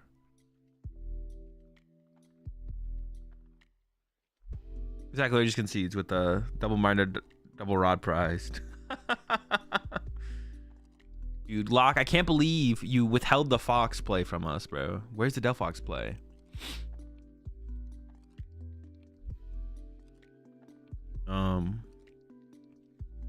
I think it's actually like the one thing I do want to talk about this on Zach's side is like, so basically the optimal line of play in Pokemon is based on information you have, right? So Zach doesn't know that Locke's deck plays Delphox, or if he does, he's just massively throwing, obviously. So like, I wouldn't even say it's a mistake. Okay, so there's two ways. There's two things. Like, there's two ways you could look at this. One would be, okay, so with the information that Delphox is in Locke's deck, it's a mistake from Zach, right? It's definitely a mistake from Zach if we're like, okay, we have the information that Locke plays Delphox. Okay, Zach's making a mistake by not fetching Manaphy. The next thing would be like, all right, Zach doesn't know there's Manaphy. So that's what I was like kind of going, what I was saying kind of before. Like you can literally go from winning a game up, like you could be winning a set to losing a set just by not having the information of a count of a card in a deck. Obviously, you're never going to know the perfect 60 that someone plays. Like, most Guardy players play 2 Counter Catcher, 1 Boss's Orders, but you could play against a Gardevoir player playing 3 Boss's Orders, right? You're not going to play around, you shouldn't, and it's incorrect to play around 3 Boss's Orders if you play against a Gardevoir, like, right now, right, in the format. You'll never have full information, but it's like, with the information you have, there's, like, an optimal line of play, right? You're never going to play around 3 Boss's Orders in Gardevoir, but that's fine. There's 2 ways to like look at this on Zach's side and be like, okay, so he doesn't know that Manaphy exists. You'd obviously want to know Manaphy exists. And the other thing to think about would be like, just based on the composition of Locke's deck, though, do we still put it as a misplay on Zach's side for not playing around Delphox? It's like Locke is playing Arceus, Armarouge, bunch of Fire Energy, way too much Fire Energy around. Obviously, play a bunch of attackers that can utilize Fire Energy. Should Zach just be playing around Delphox? Is it just a mistake to not play around Delphox against a deck like that? You could say that is still a misplay, for sure.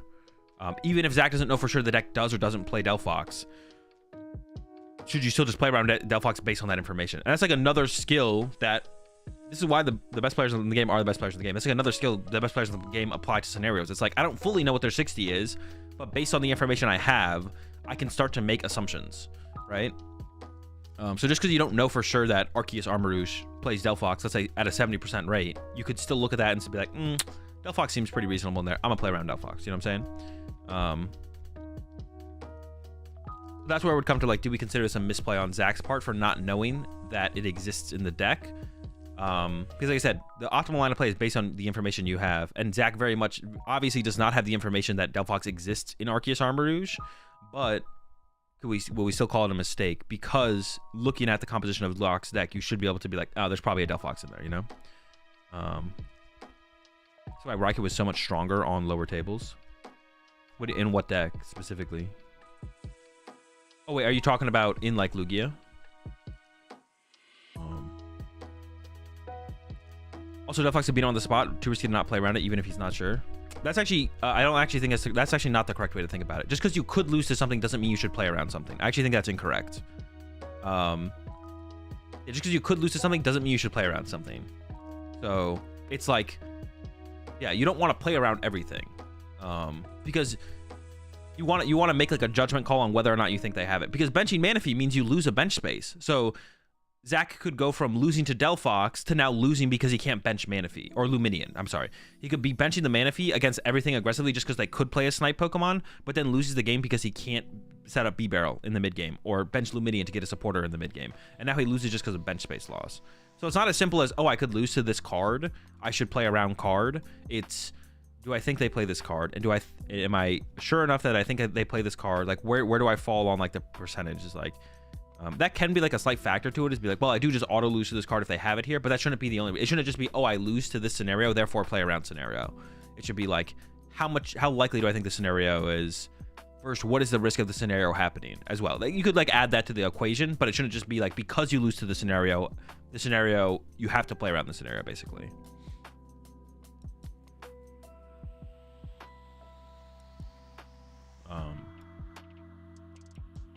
Yeah, it all comes off to the information you have available to you. So, but you have to weigh the opportunity cost of playing around a specific card. Yeah, basically, yeah. Opportunity cost. Good. It's the way you want to put it for sure. Thanks, Blitzel. But I think we could still call this a misplay from Zach, even though Zach doesn't know what the heck is in Arceus Armarouge, just because assuming that a Delphox exists in Arceus Armarouge without any knowledge of Arceus Armarouge as a deck is pretty likely. But this is like, that's why I put this, and it's so easy too. Like, this is like one of the easiest things to do in Pokemon is to just study decks and deck lists.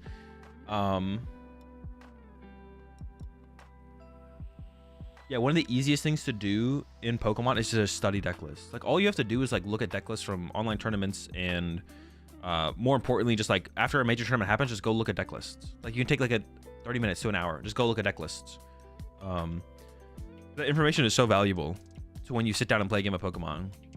Like I said, it's one of the things that I pressed anyone like I coached on doing more of, was just do some research. Because like, yeah, when you sit down against a Gardevoir and they play their second counter catcher, you can be like, oh, they're out of counter catcher, and now you don't have to play around counter catcher anymore, right? Because every Gardevoir deck currently plays 2 counter catcher, and it is possible they play the 3rd counter catcher, and if you can play around the 3rd counter catcher without hurting your odds of beating them if they only have the 2 counter catchers, then you should play around the 3rd counter catcher on Gardevoir. But 99% of Gardevoir lists right now have 2 counter catcher or something like that. Ridiculous, right? It's like a really high percentage. So when I sit down across from a Gardevoir player, I'm going to play like they have 2 counter catcher. But if you don't know what the heck any count is in a Gardevoir deck, you sit against a Gardevoir deck and you're like, I know they play counter catcher, I know they play boss's orders, and then if, let's say after turn 3, your opponent has gotten rid of both counter catcher and a boss, against most, you should probably play as if they have no gust effect for the rest of the game. That's why it's just so important to like have that information. But a lot of people just don't go out of their way to do that. They like understand their deck, and they understand how their deck like plays against other decks, but they're not able to like win games because they realize their opponent's out of X card. Stuff like that.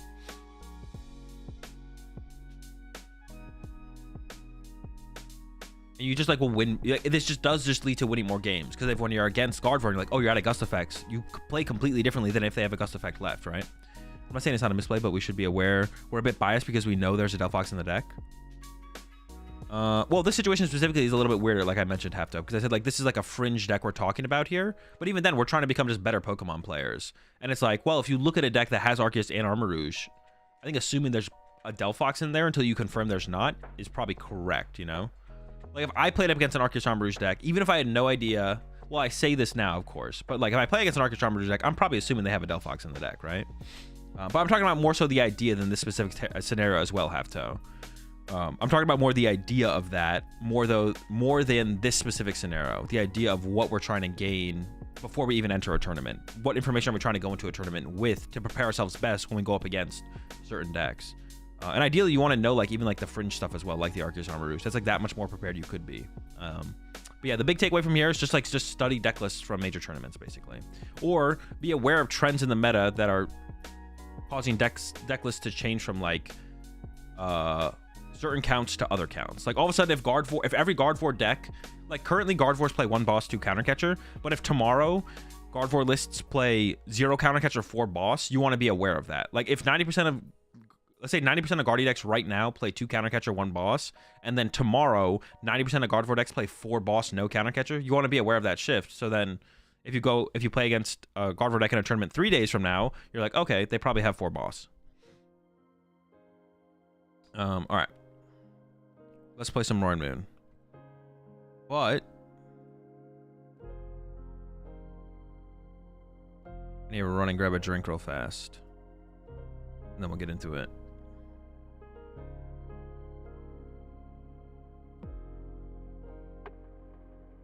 Play 4 boss and Guardi? Yeah.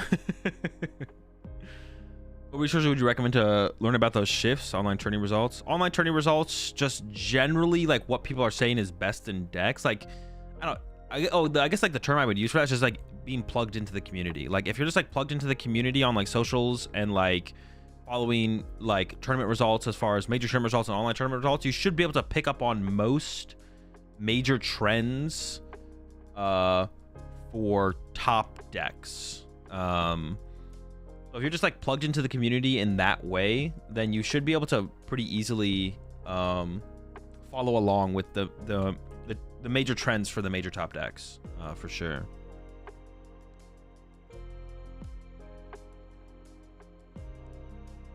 But the very least, the one thing at the very least you should do is just look at major tournament results. That's it.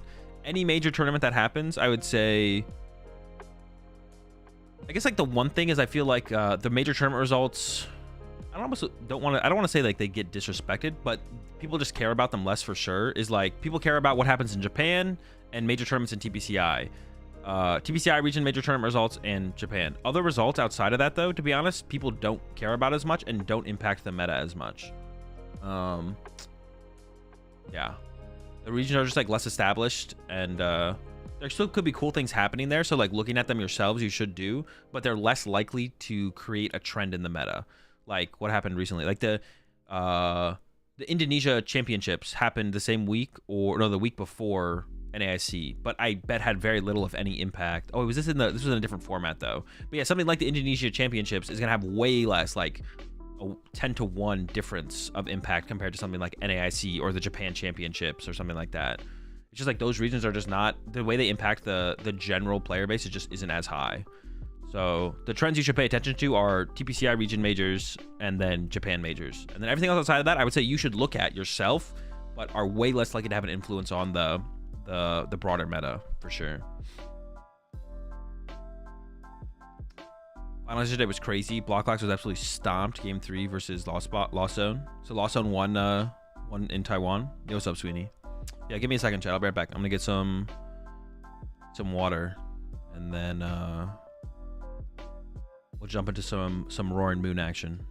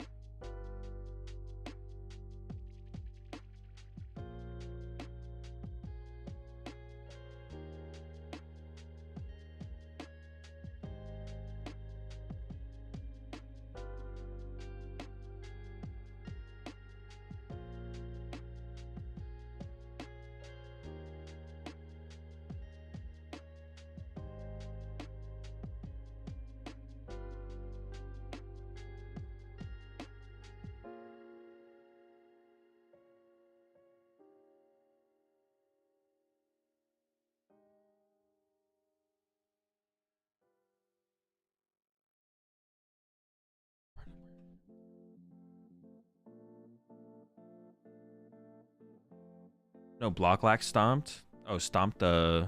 I appreciate 20 months there, waiter. Stomped the. I don't know, what are they called? Lost box? Broken block lacks, bro. Insane deck. Alright, let's try this deck out. Do we go second? We probably go second with this deck, right?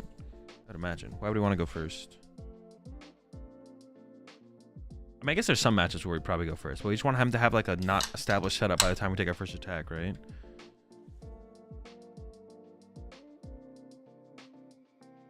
That's gonna be my guess. I don't know though. We'll find out.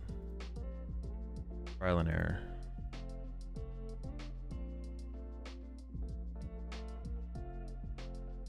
Have you tried the Frost last deck yet? Yeah, I do. I mean, I messed around with it a bit before NAIC. I ended up on like a Lost Zone build.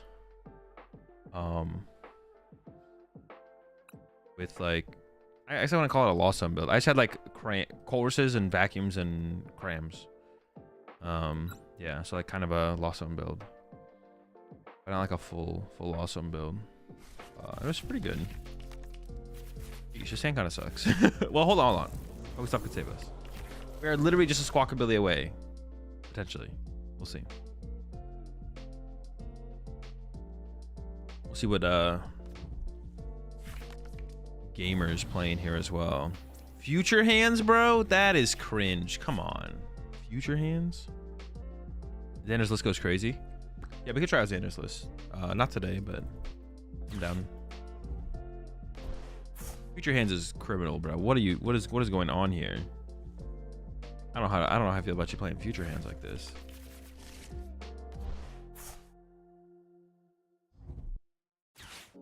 Dude, what the heck? Double techno radar going first is criminal.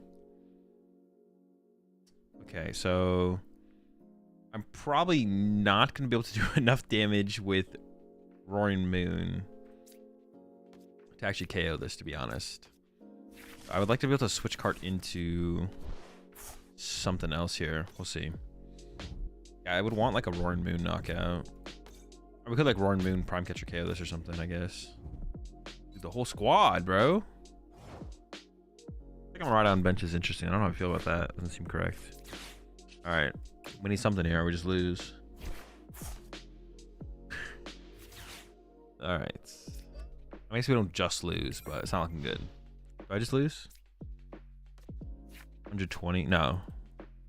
It could have gone quad crown. Oh, maybe they're not drawing very well either though. Hold up.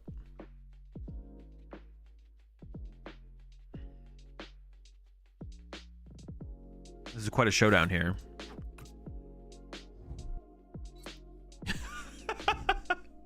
No! My stop, bro. I need that. Oh, they have a research the whole time, bro. Come on. I don't know about attachment to the bench there. Could just research first and see what the draw was. Okay. Top deck one time. Dude. I can't do. Well, I could punch. I don't know. All right. Punching. 80. So all I need is an energy and all I need is an energy and a tool card, or an Arvin. An Arvin should theoretically get there.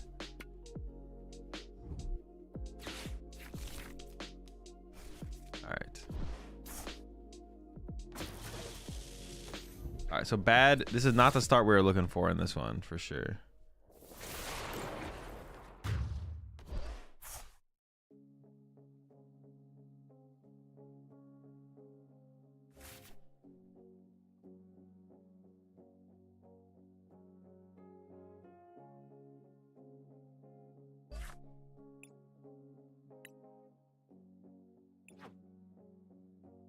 Try again. Let's try again. Skill issue. So yeah, something like that. Something like that. Also, only 3 Moon EX feels a little bit weird in here as well. I feel like we just want to like maximize outs to Pokemon. There's 4 Ultra and 4 Nest, but not sure how I feel about 3 Moons.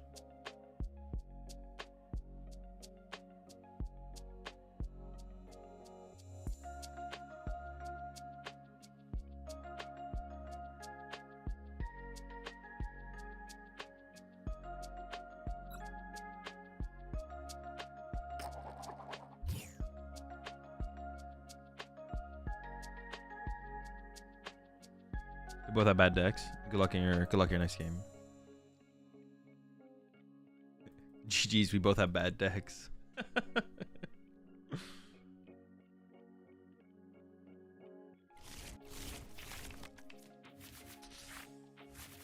Dude, it's not looking good. That's all right. We're fine.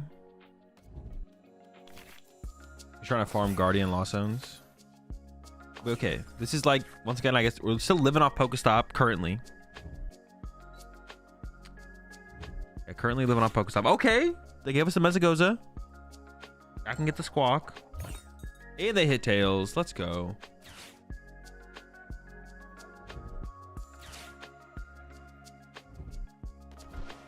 They did get second Lugia here though. Hey, sorry. Well, that's it. I'm just gonna go ahead and stop reading after the sorry.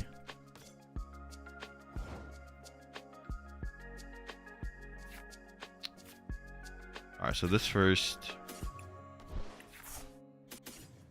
Dark Energy, then with the Goza.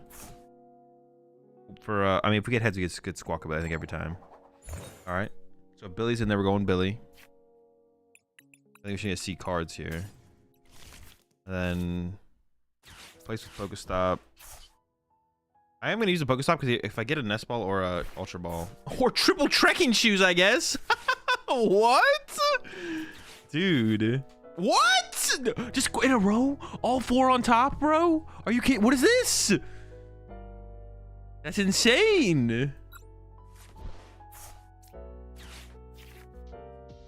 No. We need to find Pokemon. Pokemon. I'll take it.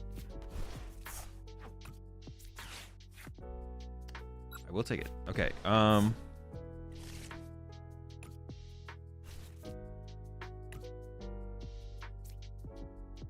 think I could just get rid of what? Double Dark Energy.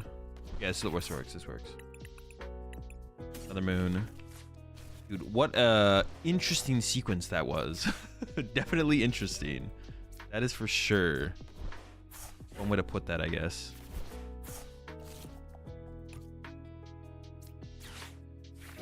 Now I don't even want this. I don't even want this Squawk ability, to be honest. I don't even know if I'm going to use it. We'll see.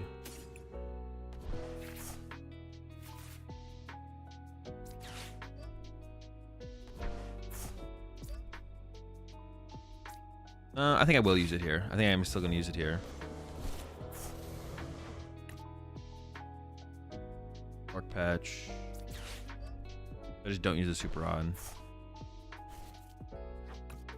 I could grab some energy and put them in the discard pile. Is there a reason to do that? Not really, right? I don't think so. Can we just Billy from here? Get a fresh hand. I would like this hand is so just bad. What is this draw? I literally just drew nothing.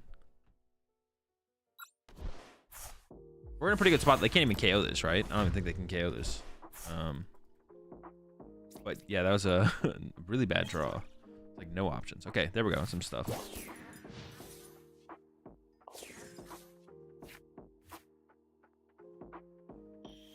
The answer's in the... That is sick. We can get Ninja next turn. True. All right, free dub. Dude, the 4 tracking. That's crazy. I don't think I've ever had that happen before. Well, it's like so hard to have like a sequence of cards where you would see like 4 cards in it. It's... Yeah, you could like play a research and just draw 4 of the same card. I don't even think I've ever seen that happen before. That's the first time I've ever seen that, I think. Yeah, that's literally the first time I think I've ever seen that.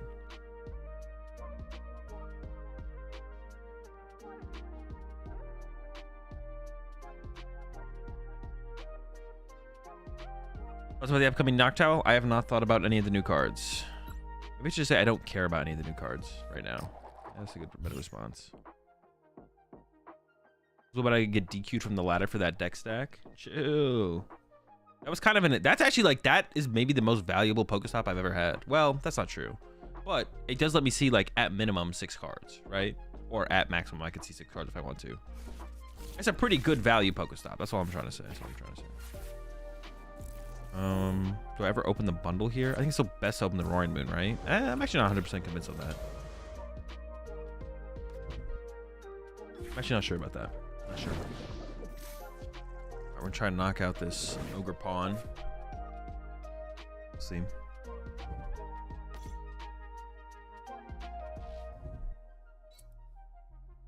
Obviously, we'd like to KO this. Oh, I do have the Iron Bundle. Dude. Alright, this deck's pretty sick, man. This deck's pretty sick.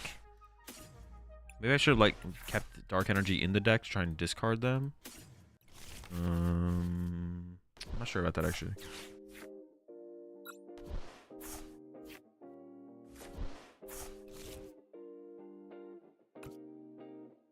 So I can go Ultra Ball away the 2 energy.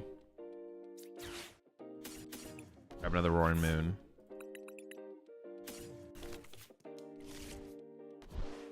We're close, but not there quite yet. I think that makes most sense. Am I trolling with that? Ooh. My goodness. They're done. Actually, but this is all I have. I literally don't have anything else.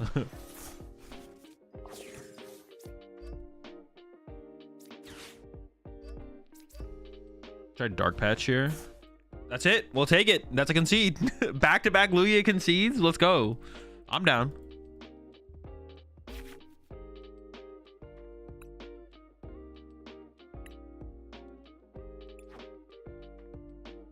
We both played bad. GG.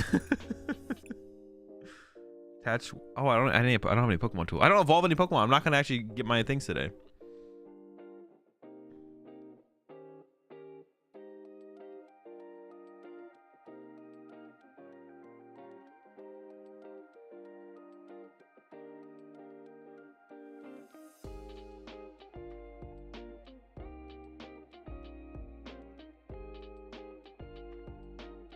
It was the same guy too. Oh, was it?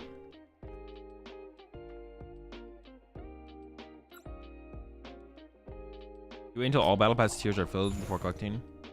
Yes. I usually don't even collect it. I usually just let the thing auto happen and go as you go into the next battle pass thing, usually, I think. Place quests? Oh, true. You can do that, right? Alright, I'll do that after this. I forgot you could do that.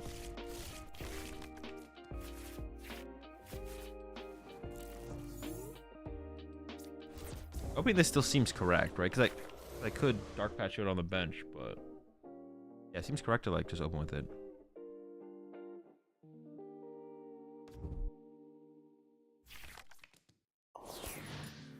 Oof. Okay. All right. Yeah, I don't actually know how to play this matchup. I have a couple switch cards. We have Darkrai, which is big. I do want to be aggressive, but I don't want to put Greninja in play. So I just go attach pass. I'm feeling kind of like attach pass, to be honest. I don't want to put Billy in play. I don't want to put Greninja in play. I kind of want to Ultra Ball it away, but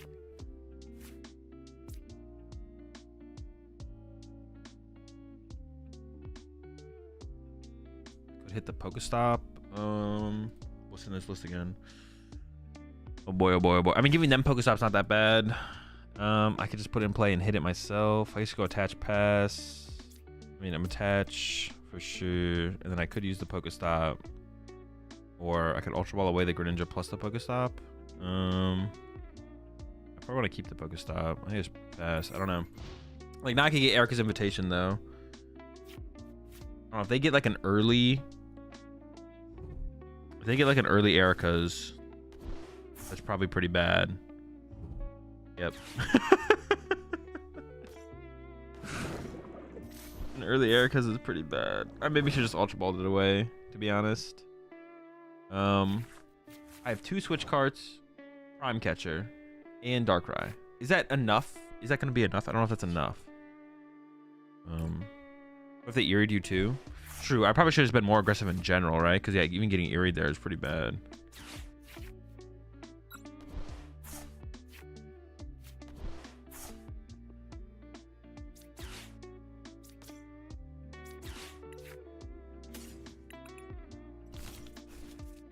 They always have a Pokemon they can bring up. I could like attack with Moonlight Shuriken, I guess. But it's not very good.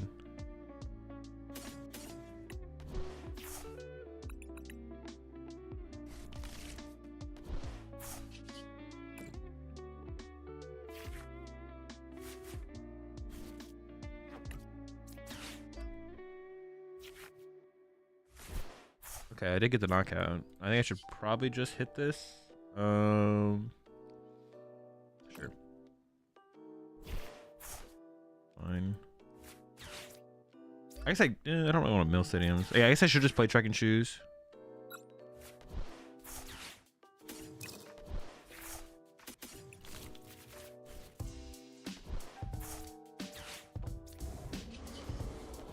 I guess I like do have to like frenzy gouging knock myself out probably, right?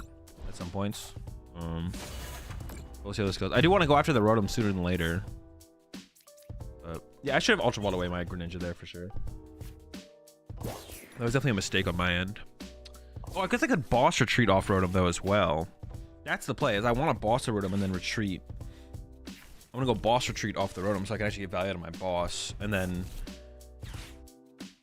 at some point, I don't have to do it like now, but sooner than later. All right, we'll see how it goes. Does List play any disruption? No, List is in the Discord if you want to see it, or on the screen if you're on desktop.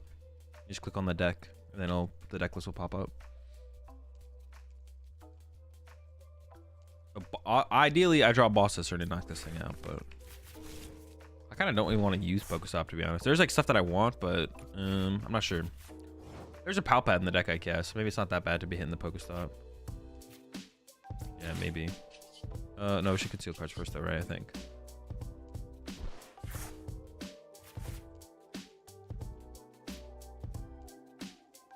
Is Fluttermane actually good in this matchup? Not really, right? I still want to be attacking with the Moon.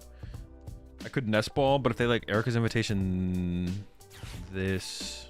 Yeah, I think I should just wait.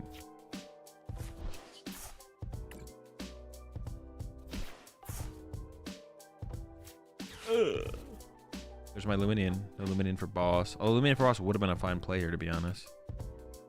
Just pass now? Yes. I'm trying to think of like something else to do. Semi pivot with Flutter. Well, it's just better to have Flutter. Better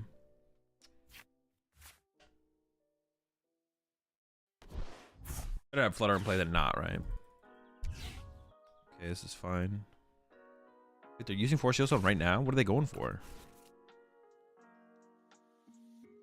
Curious. Yeah, what could they possibly be wanting to go after this aggressively? Oh. Maybe it's a proactive supporter. I guess it's not a bad thing. Then they can try and chain it, I guess. Ah! What'd they get? My Prime! Got my Prime and my Super Rod. Super Rod doesn't really matter too much, I guess. I guess I could have tried to load up my bench with... Yeah, I don't want to like overly load my bench though. Like theoretically I could have filled my bench. If we should the Prime there, Yame. The Rat Pack, we're all out of yikes. We got plenty of Oh wait, Canceling Clone goes hard. We can retreat off that. Hold up, hold up. Canceling Clone's another, we have another pivot. That's insane. Okay. We have hella pivots in this deck actually. Hella ways to get to the active. So Darkrai is +2.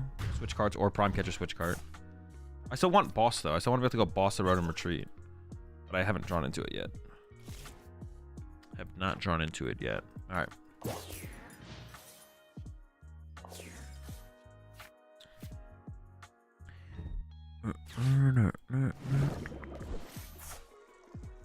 Could keep Fluttermane active because they have to pick it if they Erica. Yeah, but they're not going to Erica if Greninja's in the active. You don't Erica if Greninja's in the active here ever. Oof, that's kind of annoying. Loses the Dark Patch. But we'll be fine. Will they get Dark Patch and Nest Ball? What would I have even Nest Balled for? Is there anything I would even want? I think the E-switches are maybe a little bit more powerful, but maybe it's about the same.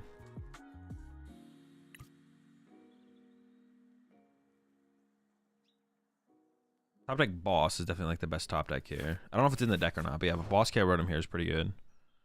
Come on. I guess I can conceal cards into it. Ooh. Pretty good.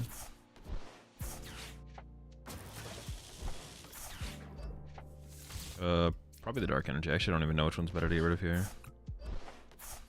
And I'm gonna hold the stadium here. I'm gonna go with the Frenzy Gouging. I don't know if that really makes too big a difference what when I go for here, but I like the idea of the Frenzy Gouging more. I don't know why. We'll go for it. Hold the stadium. It's looking pretty good for us. We'll see. Palpad can recover the boss. Sada's kind of whatever, obviously. Getting another Sada back's not going to change like a whole ton, but... You could Hero Escape Blacks, that'd be annoying. Oh, it's true. I guess maybe I should have used this stadium there, actually. I think you're right. No, because then I just Frenzy Gouging it again and I win, right? Actually, how does Hero Escape work? Does Hero Escape play around effects of attacks? Actually, don't even remember, to be honest. I don't know. Also, where's my Darkrai V-Star? Is it in the deck? I actually don't know. Mimi? Sure. I don't know where my other Switch card is either. It might be in the deck, it might not be.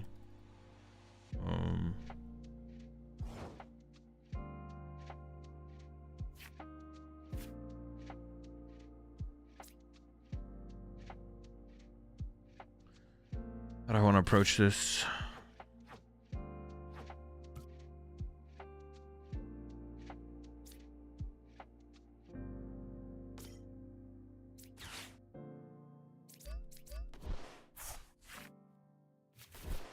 I just want to see what's left in the deck. The Switch card's in there. I do want access to the Switch card.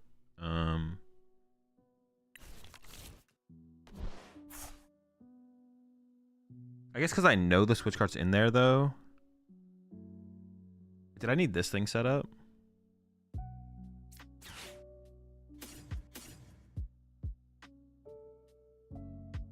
Ooh, there's 2 energy switches in there. How am I supposed to approach this? All right, I'm just get rid of these. Okay, Switch card in there. Oh, but I got rid of the Switch card there. What is it? What is left in my deck? Double Switch card. I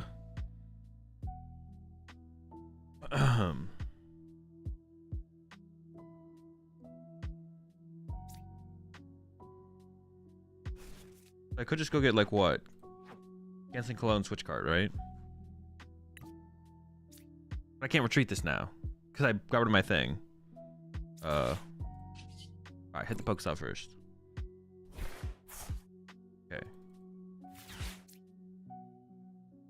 So the last card on my deck is Switch card. I'm gonna go evolve Abyss Star. Switch card. Canceling Cologne. I have a Switch card in my deck. So I don't want to deck out to Misfortune Sister. Well, yeah. Or those two.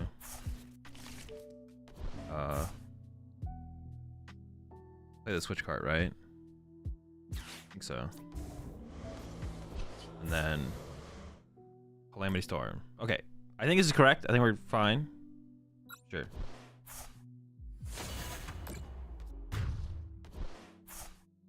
GU. I didn't really think about GU there, I'm not gonna lie. But I guess that is like a thing. Yeah. Sister Shiyu would be crazy. They'd also have, like, yeah, they would need a Switch card as well to move the Mimikyu. I guess we could theoretically lose here, to be honest. Why not play the patches? I really don't have a reason, to be honest. I guess I could have. Yeah, I'm not sure. I don't really have a reason. Wasn't feeling it, I guess. I don't know. But I could have. Okay. I gotta have a little bit more than that, though. Frenzy doesn't work versus Mimikyu? No, it does. Yeah, I feel like we got this one locked up, to be honest. Eerie Countercatcher, also an L. Countercatcher, Eerie... I don't think so. I don't think that's an L. Because what would they get rid of here? It depends what they're playing here. What they would have played here. Gonna go for it. Oh, my Flutter main? Gosh darn it. Not the Flutter. Gonna play the patches. But I want them to discard the patches. I want the E-switches. The E-switches are more valuable than the patches there, right? I think so. Alright. Yeah, I'm pretty sure the E-switches are more valuable than the patches there. Patches are like whatever. They don't really matter. Get rid of double switching, your Darkrai would be stuck. True. Yeah, true. Oh, no, I have a switch card in my deck still, guys. I still have a switch card. Oh, I can't switch card to Darkrai. Holy smokes. I should have played one Dark Patch. Ooh, okay, true. That's when we top deck boss. There we go. Okay, actually, there was a way. Yeah. The Darkrai could get stuck. I forgot about the switch card. Switch card can't move Darkrai. Should we be playing switch cards over switches in here? I actually don't even know. Maybe not. True. We should have probably played out our turn a little bit further. We've gone a little bit further for sure. That's fair. You want to go first? No. Never going first.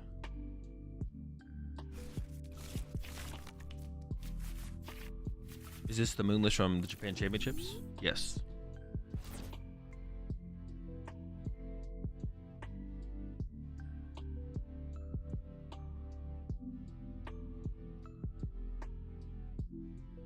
In every matchup except quad box, that imagine switch card is better.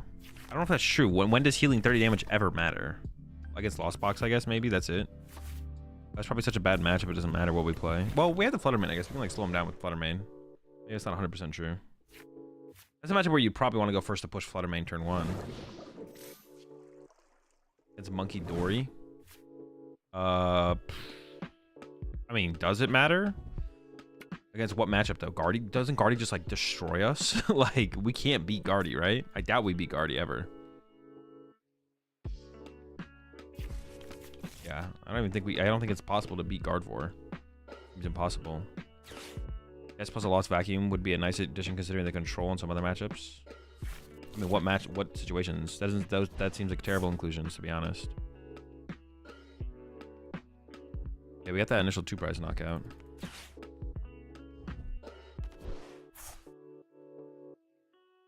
I would like to do it through a Pokestop, though, for sure. If they only end up with one Charmander in play, I should probably try and kill the Charmander, though, right? That is only a lone Mander. That'd be the... Oh, wait, can we do the turn 1 Greninja play? It's unlikely, right? It is unlikely.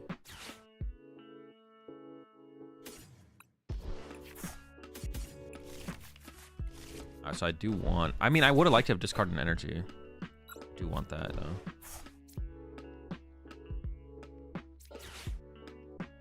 Pokestop before everything here? I feel like I do, but actually I'm actually not 100% sure on that. Try Sada first. I probably should do Sada first here to the active. No, I'm definitely not. Ooh, okay. Well, we got the prime though. We got an. Oh my gosh, hang on. This thing's dead. You're dead, buddy. I can go Ultra Ball.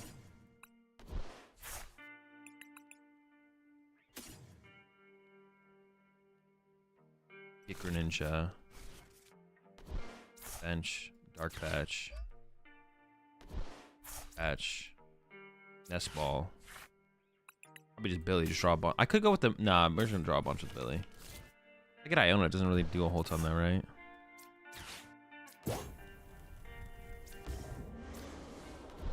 Actually, removing this from play makes the most sense to me. I'm not sure if it's 100% correct, but I'm down for it. Excuse me. Another Roaring Moon. Definitely want to establish that. We probably just like float the last bench space there. How many energy are in here? Just one. I could build up this dark into the discard pile. Water Dark. I want to be able to attach a water for turn to be able to attack with Greninja next turn, so I think we get rid of another dark energy here. And then we'll see if we use Pokestop or not. We probably do. Ooh. Yeah, I'm definitely using Pokestop here. Okay.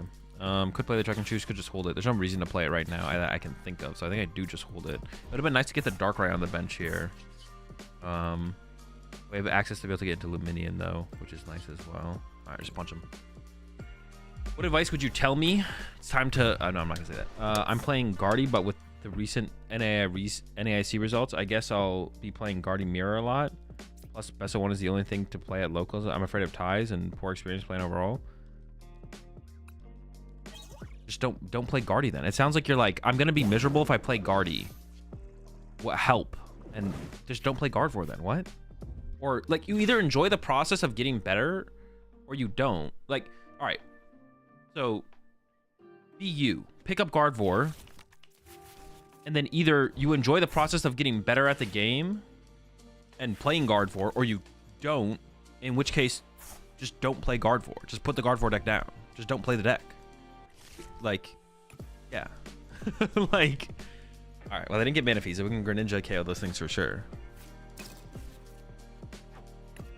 Yeah, just stop playing Gardevoir. It sounds like you're basically like, I'm gonna be miserable playing Gardevoir, or you just don't know. In which case, like, you're weirdly like trying to think into the future and predict the future of how you'll feel after you start playing Gardevoir in tournament, which is just weird to do to begin with. So don't do that, because that's just weird. Why are you like trying to predict something that you don't even know has happened yet? Don't be like trying to pre-predict. Don't be trying to like pre-predict the future. I'd be like, well, all these things would make it so it'd be miserable to play Gardevoir. How do I deal with this? It's like, if you haven't experienced it yet, then experience it first. And if you experience it and you don't like it, then don't do it. And if you do like it and you enjoy the... Wait, what the fuck just happened? Oh, I swear I played an energy switch. I thought I was playing energy switch there. Yeah. Either you don't like it, in which case you shouldn't do it, or you do like it and you do enjoy it, which means you should be doing it, or you haven't tried it yet and you don't know if you like it or don't like it, in which case you should go try it and stop trying to like predict how you're going to feel without even trying the thing, when there's like no repercussions for trying the thing.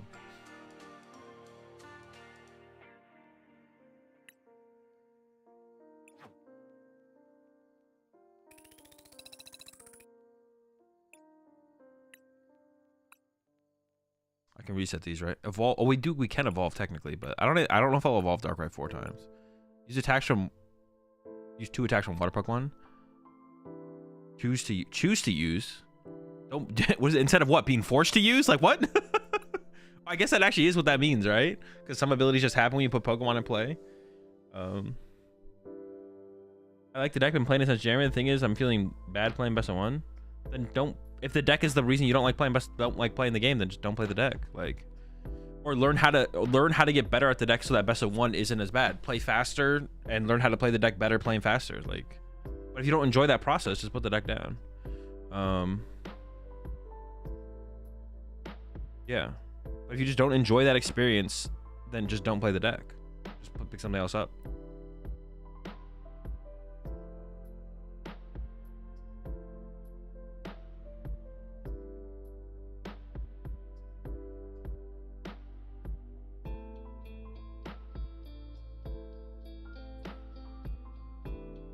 So my follow-up to their question, is it necessary that if I'm playing competitive to test every deck? No. Theoretically, it's more optimal to test every deck if you have time to, but it's just like a time thing.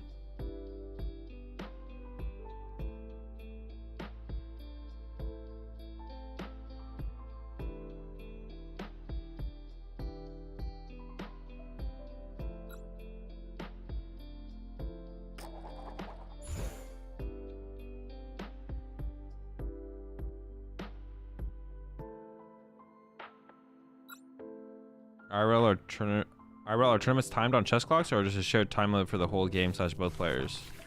It's 50-minute match, no chess clocks.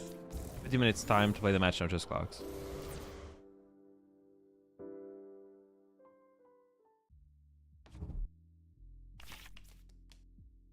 Guess you're alright. Prob it's time to switch decks. I don't know. You gotta stop being so indecisive and just do something. You sitting there and being like, oh my gosh, I'm playing Gardevoir, but I'm not enjoying playing Gardevoir. But I don't know if I want to switch. Just like switch decks or don't switch decks. It's like not that you're like overthinking it. You're like overthinking it. Just like if you enjoy playing Gardevoir, and obviously like some matchups you could not enjoy, but if the majority of the time you're playing Gardevoir in locals and best of 1 is just miserable and not enjoyable, then why are you doing it? It makes no sense to do it. So either take a break from Pokemon or just switch decks. Either take a break from Pokemon or switch decks. But if you're miserable playing Pokemon, then don't play Pokemon in its current form. But that's the cool thing about Pokemon. The way you play the game can change just by you picking up a different deck.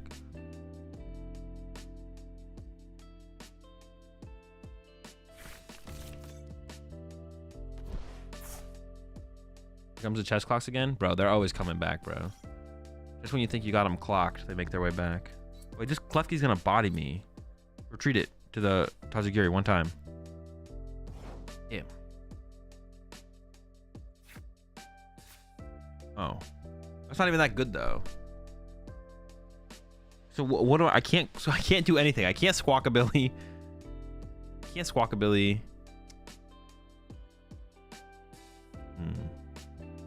Bundle? can't bundle. They have this. Wait, are you guys trying to bait me here? Is this just a bait? You guys are just trying to bait me. Well, I don't want to give you the benefit of the doubt. I don't think you... you know what? I knew, you didn't know. All right, so I think I'm going to try and get Prime Catcher here.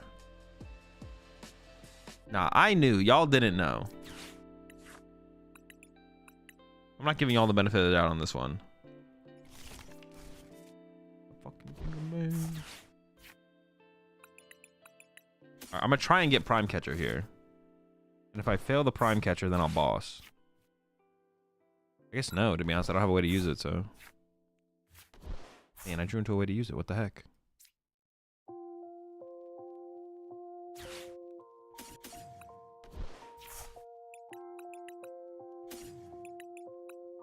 Alright, grab this. My opponent's probably laughing at me right now. Bro, they got Greninja and Squawkamillion. They can't even use them. I got Klefki. Oh, yeah? Well, I got a Prime Catcher, buddy. Let's go. Bodied. Give me the... I don't actually know what the best thing to go after here is. Probably a Ralts, right? I probably just want to go after a Ralts. Because I could go after the Tatsu, but Tatsu is, like, very questionable on how good it'll be on their turn. But limiting their Curlia draw power is pretty good.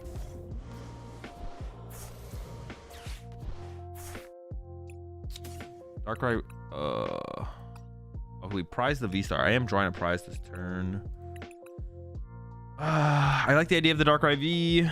Setting it up. I might want a Luminion. I'm not guaranteed one Luminion. I might want a Mew. Don't want a guaranteed Mew. But getting this thing, the Darkrai is just so powerful for sure. So I think we just definitely go with the Darkrai here. Concealed. It might be an Ultra Ball for Luminion angle here. We'll see. Hopefully it doesn't end up being that, but... They're forcing it on me, bro. Fine, I'll take the Luminion. Are you happy now? At least I have to Ultra Ball away my whole hand, I guess. You really want me to Luminion for the Sada here. Alright, fine, I'll do the thing.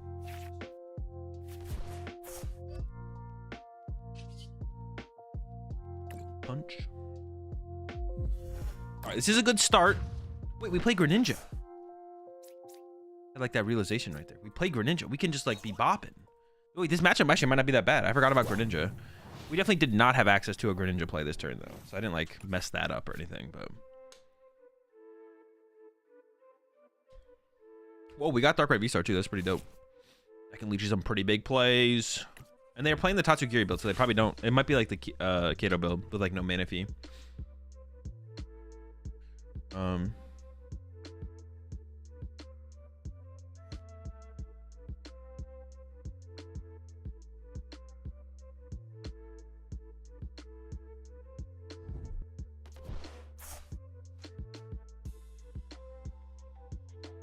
When will you start getting ready for Worlds? I've decided to not get ready for Worlds this year. My goal is to be as unprepared as possible. So I'm actually going to attempt to reverse play games of Pokemon to unlearn what I know about the current format and meta. And we'll see how far back I can go. My goal is to go back to like 2020 by the time Worlds comes around. But I'm not sure how far back we'll be able to go. I'm going to try though. I'm going to try and go as far back as I possibly can. It'll be tough, but I think I can do it. I'm trying to get back to 2020 by the time Worlds comes around.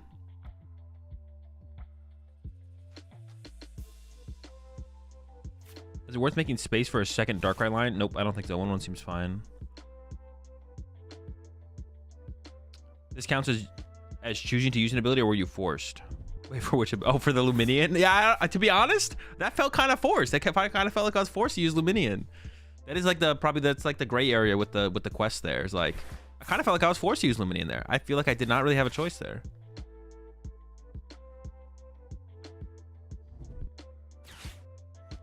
When I start getting ready for bed, probably around like 11. Well, that's not true. Well, yeah, probably like around 11.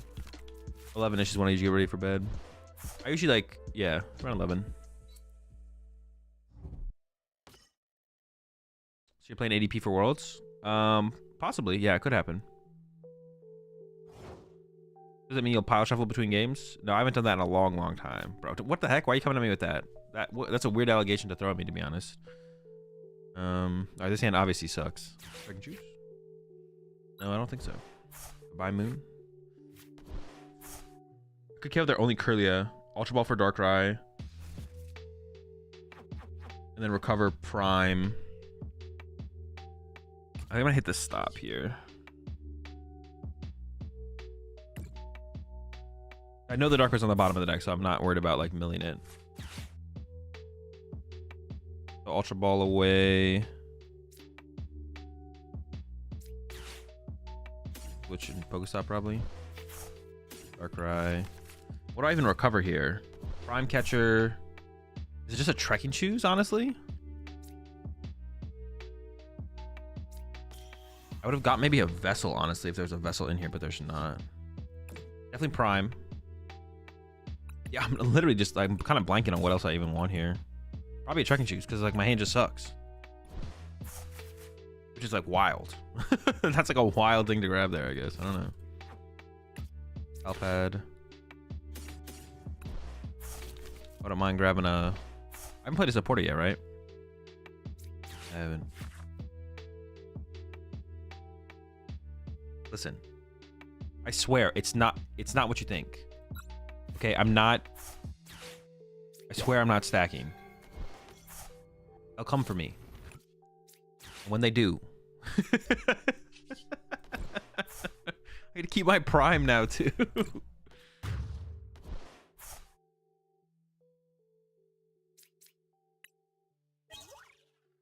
This is wild. Was it pre Twilight Masquerade? Why hasn't it played?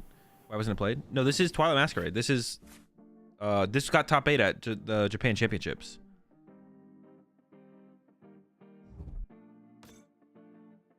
Azul is a reformed pile counter. I am, yeah. I used to pile count, and then I was taught, I was told and informed that it doesn't do anything.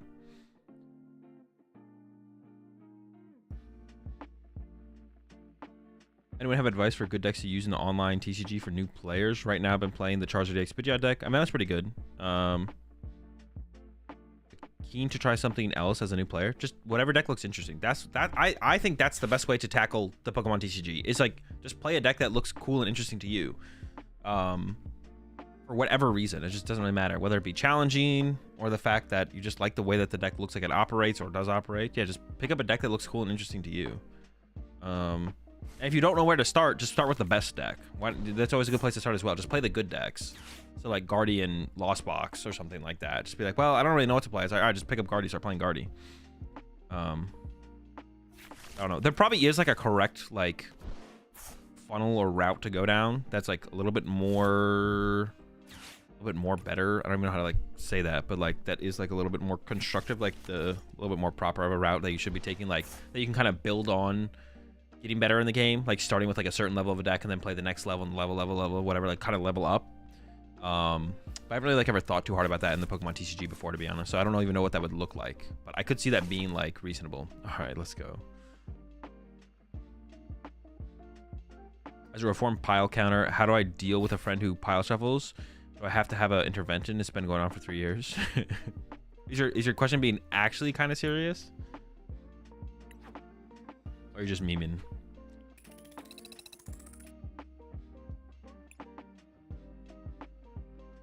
I mean, I don't know. It's kind of weird. People in life are...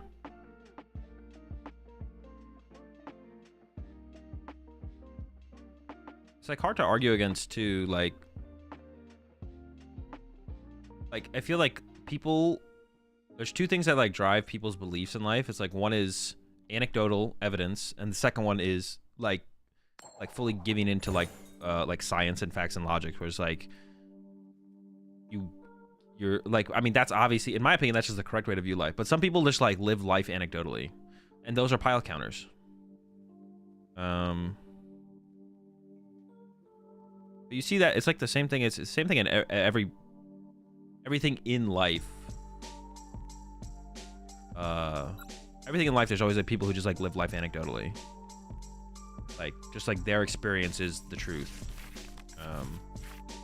Like they don't believe in the idea of like, you know, sometimes unlucky, basically.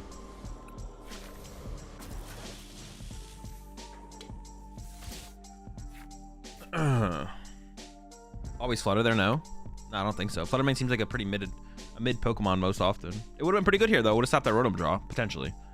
It depends if they're able to retreat it or not. Yeah, but Flutter Mane's not that good. Yeah, it's a nice starter, but it's a shitty bench clogger. Now, Flutter Mane is definitely garbage here to start with. Definitely garbage. If we know the matchup, it would be different, obviously. They also might have a way to retreat the Rotom as well, so it might not even stop like the Rotom. They did have an energy, so they would have been able to retreat, but...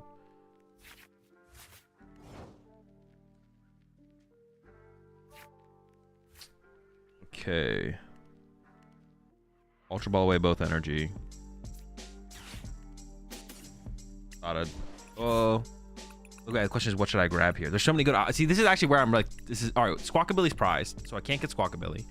I already have another ancient Pokemon, so I don't need another ancient Pokemon. So I should either go for Greninja for more draw power, a second Moon, so I can set up 2 better attackers, or Darkrai V, because setting up Darkrai V is really, really good. Oh, I'm actually stuck on this one. I actually don't know what to grab here. We already have the ancient, so I think I should go like Greninja. Let's go with Greninja. I actually don't know what's correct here.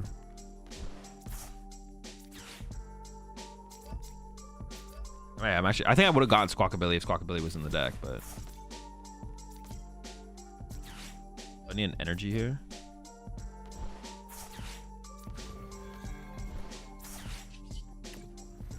Come on, one time. Ooh, hey, that's pretty good. Hey, that's kind of insane. I didn't even think about trying to pull off a Greninja play. It wasn't really possible though, was it? Yeah, not really. I do want to attach the water energy though. Yeah, for my current situation, it just wasn't possible. Rip a stop. Nest Ball first. What do we want a Nest Ball for? I have Darkrai V, another Roaring Moon. Can't go wrong with another Moon, right? Ooh, wait, hold up.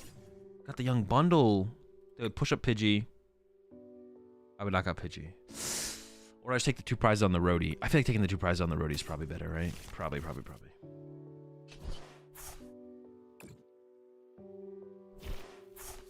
Yikes. I don't even want to bench the Darkrai V now.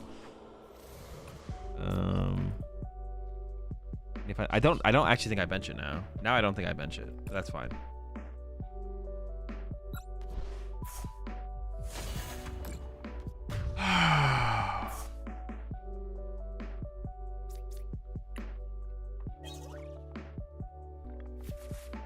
The 2 types of people, those who understand statistical variance and those who don't. Yeah. Like, yeah.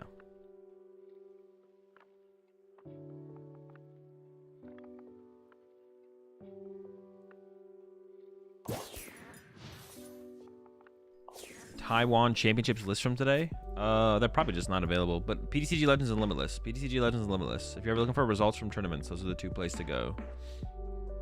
If they're not there, they're probably not out there. Or if they are out there, they'll be pretty quickly moved to those sites eventually. That's a way to improve your skills. Play the game.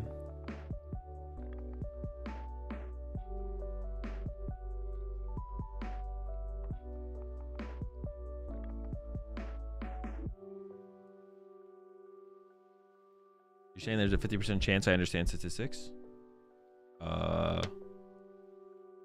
No, there's probably a statistic for that though. Like a what % chance? What is the % chance that a person you talk to in a Twitch chat understands statistics? It's probably not 50, but there might be a stat out there for that. They got Cleffa here, so that means their hand is probably not very good, which is good for me. I don't know, maybe I should have just benched the Darkrai V last turn. I'm actually not sure how I feel about that now, the more I'm thinking about it. Oh, they got Pidgey. They might have the whole combo here. Well, they either understand or they don't. Oh, I see you're going that route for the meme. I see. Yeah, appreciate the 14 bits, gamer. Just through this here. Wait, this thing can't even evolve, can it? No, this can't even evolve. They're committed to not attacking this turn. Damn, bro. Dreepy's looking good with that Neo up energy on it, though. Like a good knockout there. Cleffa for 1? Wait, they just quick search and didn't play the card, or am I missing something? What did they quick search? Or they quick search earlier and I didn't notice. Did they quick search? Alright, whatever. I don't even care.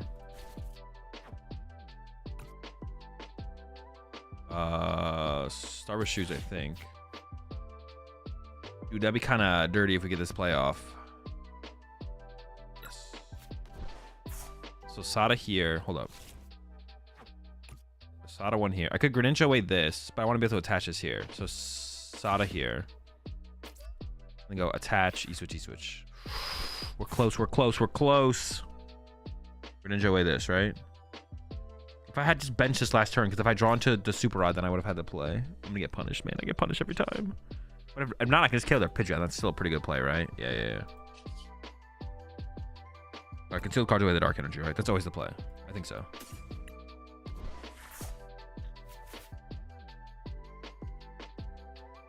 Actually, I'm not sure, to be honest. KO the Pidgeot is okay, but I almost don't want to damage myself that much. That's like a lot to damage myself. I can also maybe still get there. I can go attach, E-switch, Ultra Ball away, Nest Ball, Billy.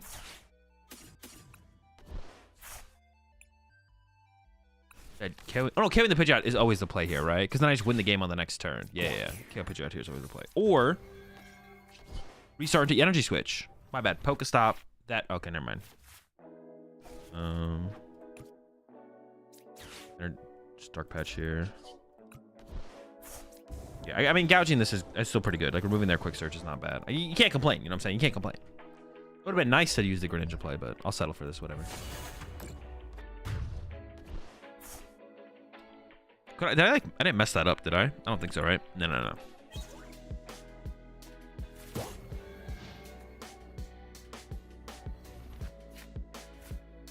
KO the Pidgeot, you're prone to double KO on your moons with Defiance Band. I mean, that's fine. I mean, it's fine. If they get a 4-prize turn, they don't win. Or if they get there, they get there. I can't play like I can't. What is the better play? Bring up a Dracos and just KO it. I mean, that could have been a play, right? I could have just like brought this up and knocked it out. Or maybe knocking out this one was better because it has the Neo.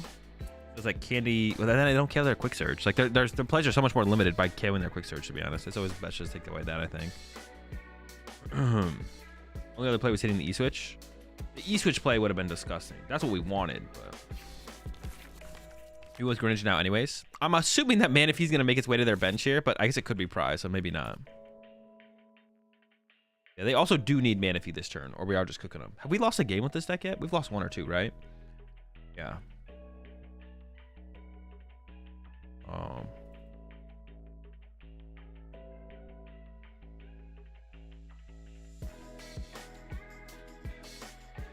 If they drop 3 counters on each moon, then it might go to sudden death. Bring up this, knock out 3. I mean, I guess, right? They would what? Bring up my Mew, knock out my Mew. Bring up Mew, knock, but then I can still set up a fresh moon, theoretically. I mean, out of this, my current hand is just really, really good. So it does kind of depend on what they actually do this turn. Like, because my current hand is actually just kind of good. I guess I could have. I mean, getting Radzard this turn wasn't very scary, though, to be honest. Okay, they got the Iono. All right, that's pretty good. That's pretty good. I didn't draw into very much. They still need that counter catcher, though. Bro, what the heck? They're so lucky, man.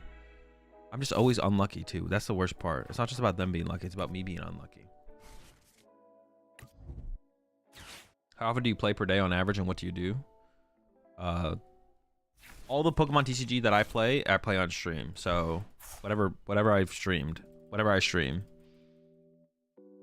Yeah, all the Pokemon I play all the time is just whatever I stream. That's it.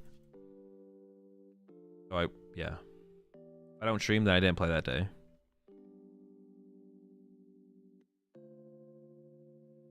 And what I do is what I streamed. I was gonna top deck Sada. Bro, I barely even need Sada.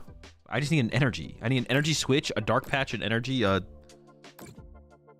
need nothing here. Oh, Radiant Alakazam. Dude, we are always winning this game. If they're playing Radiant Alakazam, we are always getting the dub. For sure, for sure.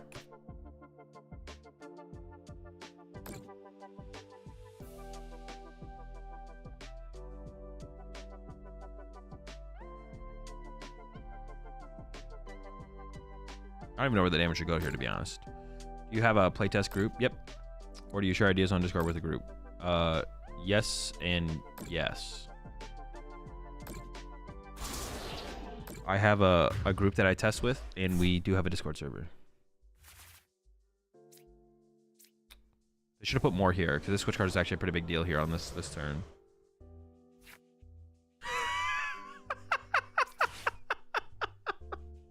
Wait, who said it, bro? Someone in chat said it. I didn't even say it, bro. This isn't my fault. This is chat's fault.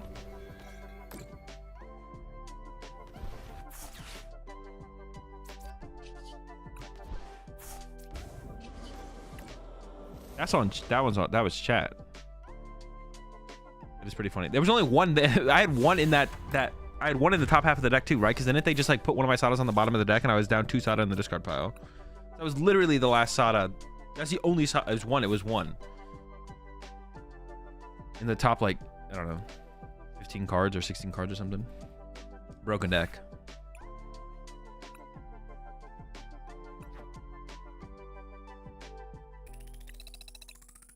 Use 2 attacks from. Oh, we gotta get those Greninja attacks. Gotta get our Greninja attacks up. Is it possible to learn this power? I don't know. This is where Switch Card would have mattered a bit. Yeah, a little bit. Maybe. Yeah, Switch Cards are probably... I don't know. I'd have to play more games. Switch Cards are probably better than Switches, but... You are preparing for Worlds?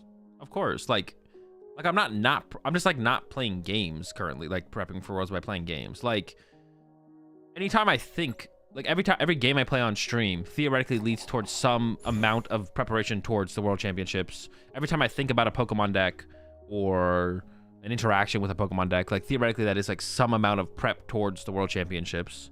Like, it's all, like, builds towards that theoretically. But I'm not, like, doing any, like, although I would like to be, like, but you can't do everything, so. I'm not doing any, like, try-hard, testing with my group currently. As we get closer to Worlds, maybe that'll change, but. You ever go to local events for practice? Nope. If I wanted to do any kind of practicing, I would get on and play with my group or just do hard, like, try-hard testing games on PTCG Live by myself. That's, like, would be more valuable to me than going to, like, local tournaments. Oh, that's true. If we went to sudden death, we'd probably just win anyways as well. Yeah, if I wanted to, like, maximize prepping for practice or prep, that would just playing on PTCG Live or playing with my group would be more valuable than going to local tournaments. How often do you test with your group? Just the days at the tournament before the tournament. So, like, for NAIC, I got to NAIC on Tuesday, so Tuesday, Wednesday, Thursday. Like, I do communicate with them, like, consistently in our Discord and chats and stuff like that, but I don't, like, actually get on and play games with them.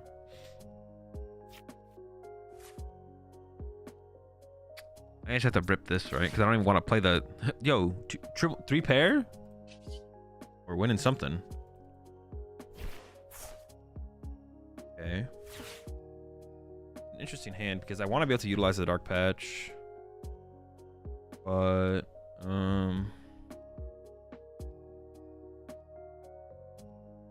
I could just go get Squawkabilly, right? I probably should just go get Squawkabilly. Yeah, I think that's probably the correct play.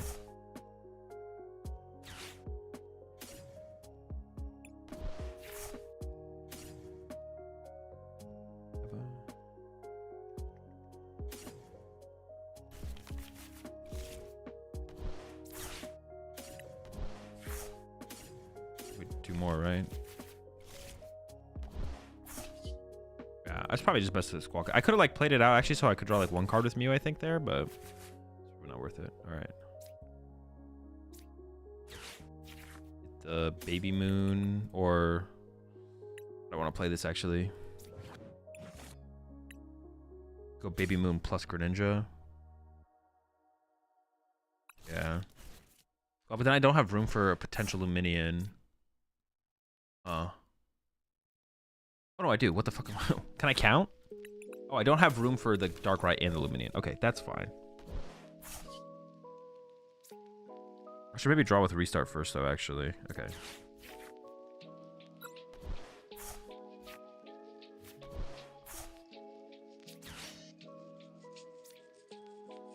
Oh, I already have attack with this. What am I thinking? I'm like literally losing my gosh darn mind. Yeah, I literally already have the attack set up. What am I doing? I'm cooked.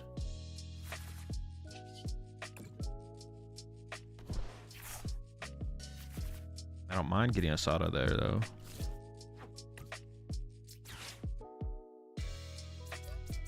Have to walk, especially because we're KOing the Manaphy. Oh my, dude, I don't whiff, bro. I could throw, I keep throwing, but I don't whiff. We keep throwing, but we don't whiff. Can I go after the Dreep? I don't even know if I should though. I actually kind of want this Dark Energy. No. We have like Super Rod. We can put some energy back if we really need to ever. Like, should I go after the Dreepy or should I just KO the Manaphy? We play canceling. I feel like I should go after the Dreepy, right? Come here, buddy. Bitch. Did we attach? We did attach.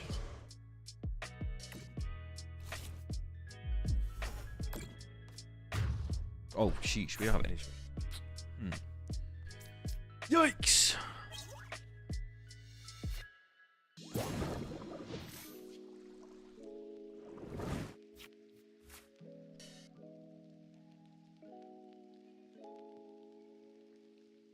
You could probably make a buck or two signing autographs, maybe at shops and pay for food at Worlds. I don't like charging for I've had that conversation with someone. I don't like the idea of charging for my signature. It feels weird. It just feels weird. Even if like, let's say Pokemon was as big as like the NBA, like, and I was like, you know, top 10 NBA, right, top 10 Pokemon player, but we're as big as the NBA. I don't even think I'd want to charge for my signature then. And especially at like Pokemon, for the way Pokemon is, I don't like the idea of charging for my signature. I've had that conversation with people before. I just don't like that. It's crazy. Azul's older than Tord. Hey, how much older am I than Tord? I'm older than Tord by like a couple months, right?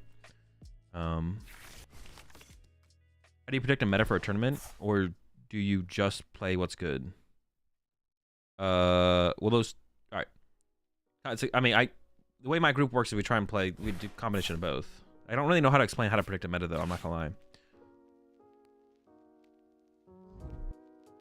Well, you don't have to be down bad to do that. Yeah, you definitely don't have to be down bad to like charge for an autograph. I just don't like the idea of doing it.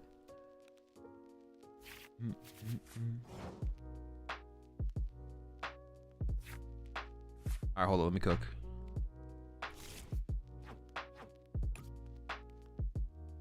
So I do want to get, they left this in the active, so I can go canceling Cologne, KO double Dreepy. Excuse me. I think we start concealed here on this. We only have 14 cards left in our deck? What the heck?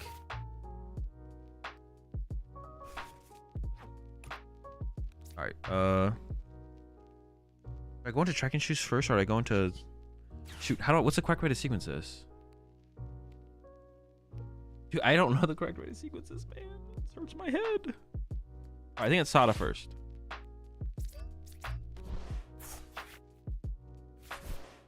This guy's eating good, bro. Got 4 energies? What the heck?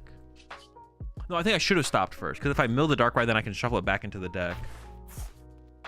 Is the Darkrai in the deck? I don't know. I don't know if it's in there. I got everything though. I can't switch this thing though. Oh my! I can't move this. Huh.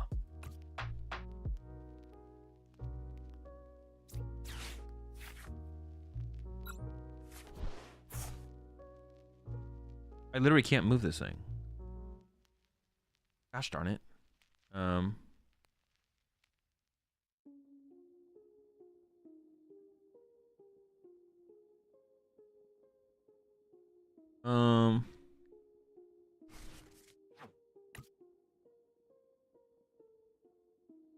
I can't do the Greninja. I just can't do the Greninja play, right?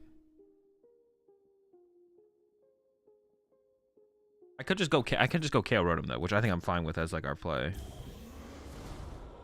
But I'm like trying to come up with like the way to use canceling clone on the Greninja thing, but I just don't think it's possible.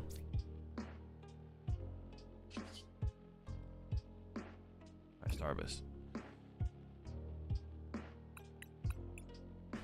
Sorry, you guys are misunderstanding me. I can move the Darkrai. I just can't KO Rotom.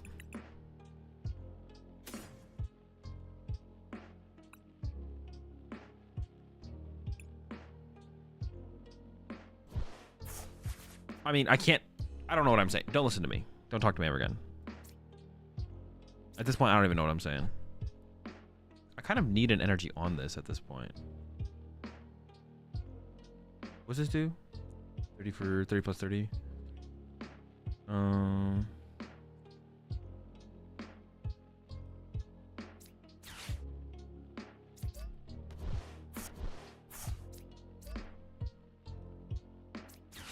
Just KO the roadie here. I do kind of want to E-switch one off to somewhere else. I might want to save the Palkia to recover a boss, to be honest. How many side am I down? I don't want to play the Ultra Ball as well. Thin out 2 dead cards. This is a dead card, and this is a dead card, I think. Well, no, but this could still be good, though, to just like, draw a bunch of cards. I think I should just, like, hold and just knock out. I'm going to probably get hand disrupted here, though. That's why I kind of want to be a little... But if they could, like, bring up my Darkrai and trap it, which would be kind of awkward. So that's why I want to kind of E-switch an energy over to it. But then, my chance of using the Radiant Greninja just goes down by a lot. I have 1 E-switch left, but I could find it anyways. Okay, let's just do that. Because there's, like, a lot of energy locked up on this guy here. And I do want to play this Ultra Ball, actually, the more I think about it. So let's get rid of these 2. And what do I have left? All right, the E-switch is in there. Okay. I could just recover 2 more Sadas as well. I don't think I'm going to need another... I think I only need 1 more boss anyways. Let's just recover some Sadas here. All right, the more I'm thinking about it, the more we're cooking. Okay. And then I could have played the Super Rod. Honestly, I probably should have played the Super Rod, actually, because I could have recovered Energy, Luminion, and probably Bundle would have been the recovers there, to be honest. That probably would have been good. That would have been fine. If only we had a switch. Exactly, dude. All right, maybe it should be a 1-1 split. If we had a switch there, though. You can KO the Rotom? Yeah, yeah. I mean, if we can't pull off the Greninja play, the KO on the Rotom is like the play, for sure. Like, we don't really have a choice. Maybe it should be a 1 E-switch or 1 switch card, 1 switch. Maybe. Maybe. You win almost every tournament at your local game store? No, I don't go to local tournaments. Although, I do have, since I moved to California, I have a 100% win rate at local tournaments in California, because I've been to 1, and I won. Oh. Maybe the answer is yes, actually. Maybe the answer is yes. It's a good thing I E-switched up to here, because this thing is looking pretty stuck. I think I maybe should have, like, primed this into the active, then retreat energy off it, and then super those energy back to the deck, to be honest. That might have been the play here.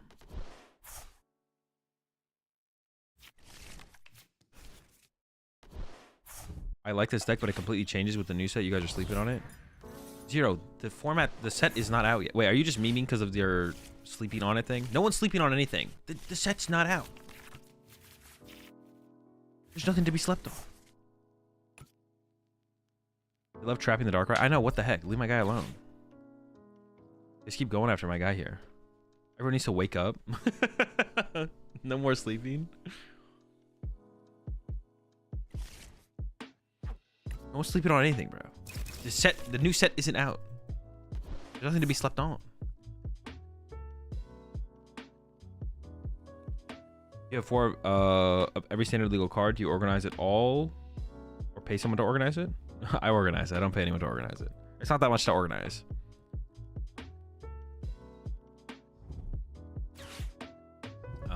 Yeah. I organize it myself. Are they gonna leave this in the active here? They might. That might be like that. That might be like that here. I'm trying to remember what's in the top half of my deck. There's a lot of Sadas. I just put a lot of Sadas there. Well, sorry, but if there are any new decks that come from the new set, what will the set after? I'm not even gonna finish your question. You double or single sleeve? Single sleeve. Binder tour when? All my stuff is just in 1 row boxes. It's just 1 row boxes. Y'all gotta stop with this, bro. They just put Alakazam back in their deck. I just want the energy switch here, right? Just like energy switch up to the active and then knock out the Cleffa. And then this thing KOs the 2 prize Pokemon and we win the game.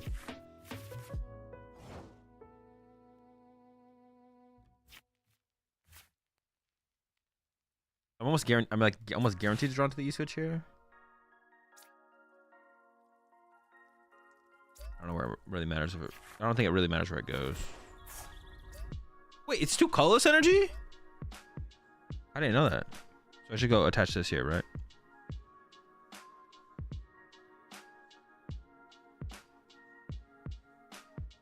I could actually concealed cards this. And then E-switch to the active. I like the idea of that a little bit more, to be honest. Okay. Because we have Super Rod in the deck. An energy switch.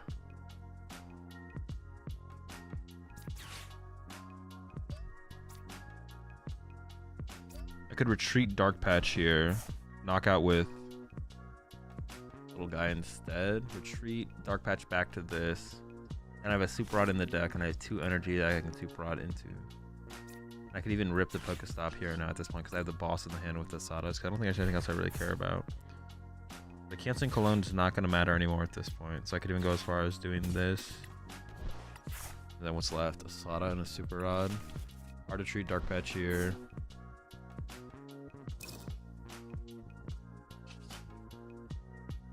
Why do I not want this in the active? This is a 2-price Pokemon. Is that good enough reason? Sure. I don't know if that's a good enough reason, to be honest, but I don't think they can trap. Can they trap something in the active? Not really. No, I have the Super Rod. Also, I might have an energy prize here, which I might pull. No, I don't. I mean, I could still have an energy prize, but I don't know what I have prize, to be honest. Do I have a switch cart left as well? No, there's nothing left. I have like nothing left, to be honest. Cologne play? I don't think the Cologne play is like necessary though. I just don't think it's necessary. We're just gonna win with this thing. You're ahead though with Darkrai. It's over now. I don't know. Why don't we just get with Darkrai? I don't know. I just don't like the idea of leaving a 2-prizer in the active, but it doesn't matter, right? I probably just should have, right? Yeah, it just doesn't matter if I leave it in the active, right? Yeah, watch if they have belt. True, I guess I could like KO this, right? Yeah, I probably should have saved the Dark Patch, you're right. But then I just have to 2-hit it, which is like annoying. Cause I could like Sada here and then Super Rod. All right, that's true. That's true. They could actually KO this. I didn't really think about that, to be honest. Yeah, imagine if they had bossed all the Darkrai. No, we can get out of that though, because we either top deck Super Rod or stop into Super Rod, play the Super Rod, Sada, draw into the energy, attach the energy to Darkrai, retreat, Frenzy Gouging, win. Yeah, we have a Rod left. Like I have ways to move stuff. I thought they were gonna go for it. They might have the tool card here though. In that case, I should have just held the Dark Patch. You're right. You're right. You guys are right. I should have just hit with Darkrai. Y'all are right. Y'all are right. You got lucky though. You got lucky. Y'all usually ain't right. So, but you're right. This turn I go bench Moon, Sada to Moon, draw Super Rod back 3 energy, punch with this guy, I guess.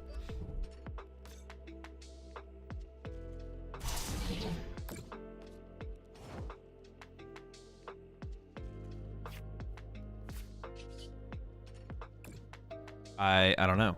I don't know. Never mind.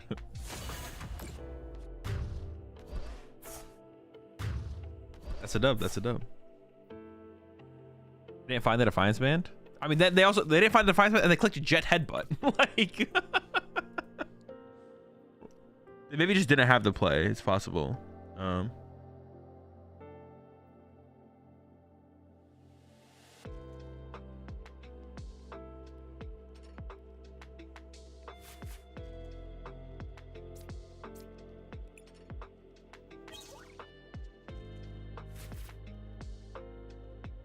Didn't want to concede. Didn't want to take down and place damage counters. True. Okay, that's fair. They're like, I'm not conceding, but you know, I'm not gonna take forever placing these 6 damage counters. But so you have to. I'll let you beat me. Respectful. Yeah. Okay. That seems reasonable. At the no concede daily. It's possible.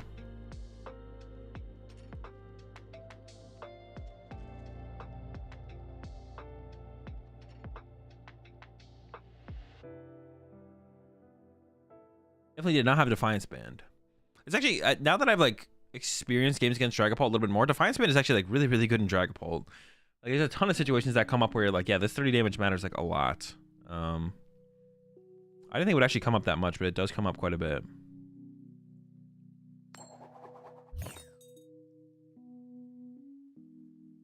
Defiance and Choice are nuts in Dragon Ball. Is Choice really that good? Would you really play both? Playing both seems a little bit meh. But Defiance seems really good. You want to go first? Yes. No. Lugia? Arcus? Yeah, but are you really getting like turn 2 Candy Dragon Ball punch a V Pokemon that often? Dude, if you're doing that, that sounds like the BDIF. You aren't? I'm just not playing Dragon Ball in general, so I don't know, to be honest. All right. We finally drew a pretty miserable hand here. Ooh, triple shoes. Give me the shoes. Oh, we're up against Blissey, though. Blissey Palkia? We got water energy in there? It's gotta be like Blissey Palkia, right?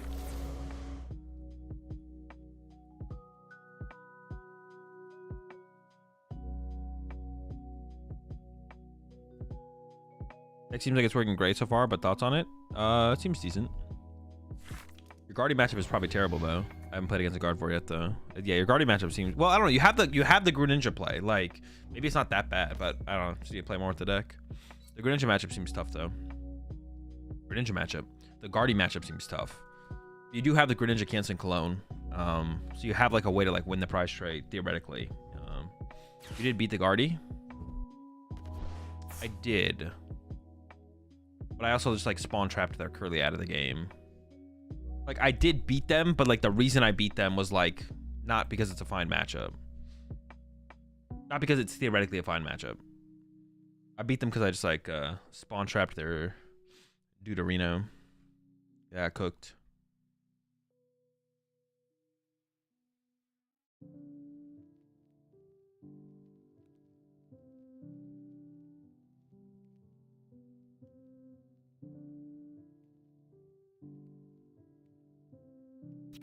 Some catchers in here? Bro, what do you mean? We have 2 prime catchers. We're chilling. Or, wait, is it called prime catcher? It is, right? Yeah, we already got catchers.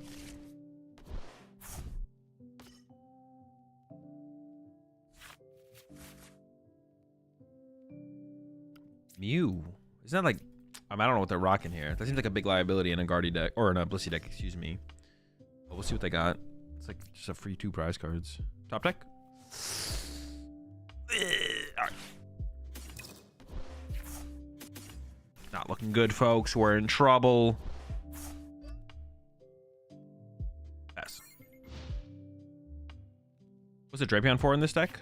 There's no Drapion in this deck. My side or their side? I don't play Drapion. If they play Drapion, it's for Guardy EX.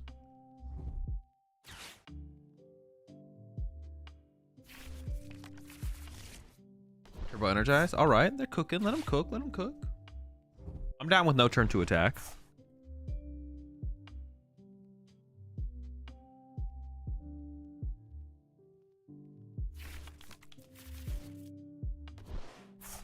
I think people are gonna be playing Crispin over Briar for Bolt. There's no reason to play one over the other. You can literally play both. If they're both good in the deck, then you probably just play both. Would you add an E-Hammer to get rid of Mist Energy in this deck? No, I don't think so.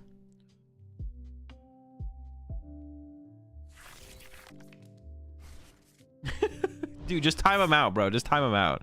If that's their first message, just hit him with the timeout. Just hit him with the... No, hit him with a ban, bro. Just hit him with the ban. Yeah, just hit him with a ban.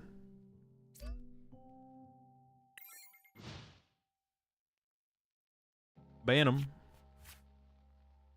If that is their first message in chat, any first message like that in chat should just get banned. Oh, I didn't even see that coming, to be honest. I'm not gonna lie. They beat me at my own game, bro.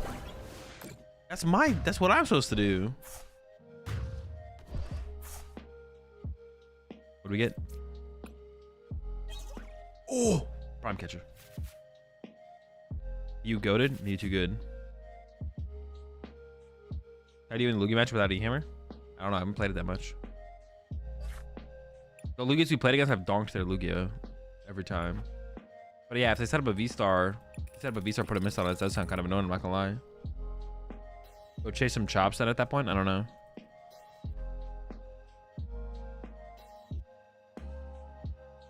Song I'm not used to. Time to skip. Bro, I don't just skip songs I'm not used to. I just skip songs that I don't like. Which is on you guys. That means you guys just like bad songs. That's not my fault. You guys like bad songs, request bad song, and then expect me not to skip them. Like, what? Says you, buddy? No, not says. Knows me, buddy. I knows. It's like almost really, really good, but it's lacking some energy. I really want a 4th vessel in here, to be honest. That's like the only thing that I want in here, because like finding energy is like just so important. But once we find the 1st/2nd vessel, or just like 1st vessel plus a couple energy, but you don't need that much more at that point. But this is unfortunately looking like a Squawkabilly hand. Greninja, Squawkabilly. If they only bench this, we could bundle it up too. Ooh, yes. Bundle them up.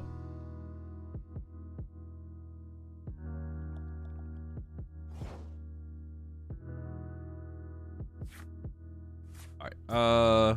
Greninja for sure. But actually, depending on what this actually sees, I might not want to Squawkabilly. Depending on how the sequence goes. Yes. I want to go... no, we'll rock it. We'll rock it. I could mill the Squawkabilly here, though. That would have been really bad.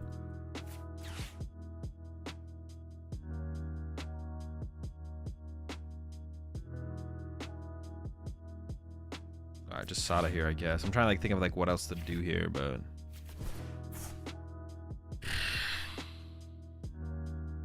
Could have got another moon, Sada to that moon. That might have been better. Definitely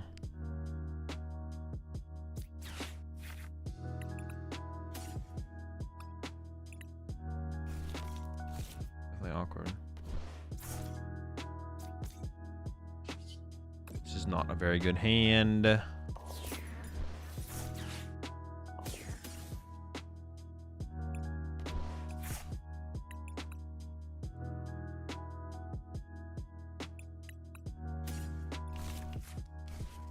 How do I even, what do we,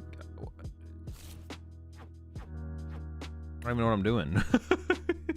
I don't even know what I'm doing. I'm gonna, I kind of want to switch cart, but it doesn't feel correct to switch cart. But then I need to hit Dark Patch, okay. So I need to hit Dark Patch, E-switch, plus attach, knockout, okay, sure. Transmitter radio.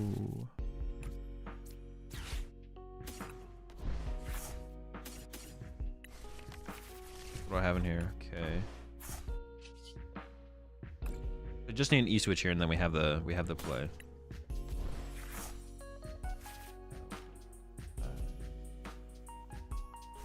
I actually want anything off this nest wall? Not really, right? I'd rather just hold it. E-switch. E-switch. Oh, let's go. I never doubted. I never doubted.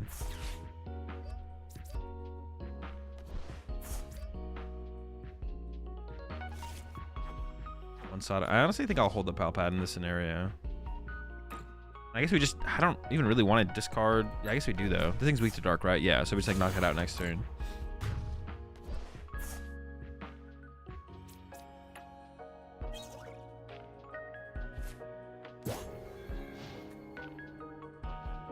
Briar's too easy to play around. Yeah, forcing your opponent to play around something like Briar is like really weird though. Like, if you're playing around Briar, you're like, the thing, if you play Briar and you force your opponent to play around Briar, it's like you don't, it's like you're forcing your opponent to go on odd prize cards, right? Because if your opponent goes from 4 to 2, you can Briar, but if your opponent has to go from 4 to 3, 3 to 1, they just gave you an extra turn because they know you play Briar and they have to play around it. Like, that's huge. You're putting a 1 prize on your active without putting a 1 prize on your active. That's like that's huge. Like if your opponent chooses to go from 4 to 3 to 3 to 1 to 1 to win, they're giving you +1 turn to play the game. That's massive. Like even if you never get to use the Briar, they gave you the Briar. Like also you could play Dusknoir. Dusknoir could force the Briar, but that's a huge, like, it's not like you can just choose to not draw prize cards as fast, but that's like not a bad thing for the other person in that situation.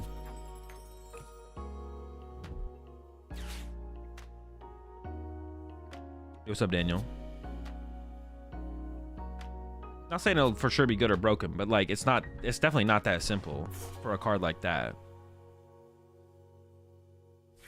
Your opponent's like playing the odd prize game for you without even having to attack with an odd prizer. And then yes, decks like Charizard could like play Dusknoir, which is actually really interesting. It seems really good.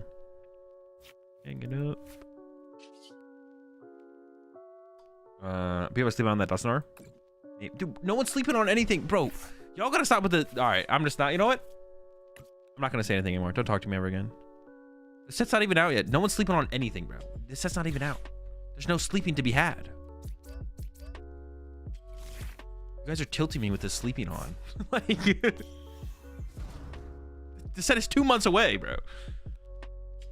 What else are we supposed to do, bro? We're supposed to be sleeping. This is the time to sleep. All right, what are we doing here? Am I just knocking out the activator? I really want to go out to this thing, but I can't.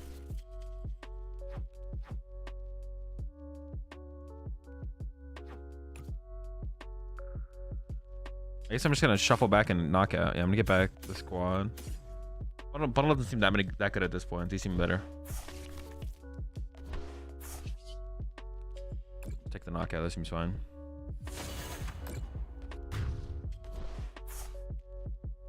I'm just gonna assume I'm getting baited from now on. I'm not gonna assume you guys are being I'm assuming you guys are being disingenuous when you say slept on.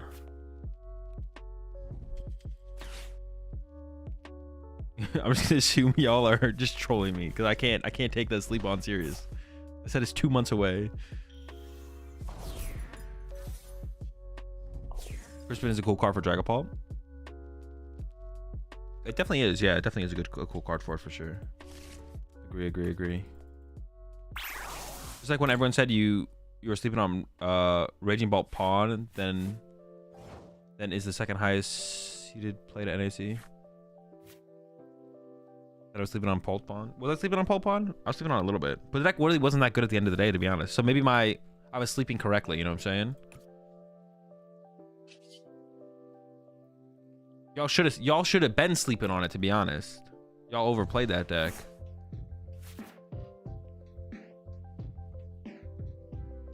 I don't know, we don't really have that much going on, but we don't really need to have that much going on.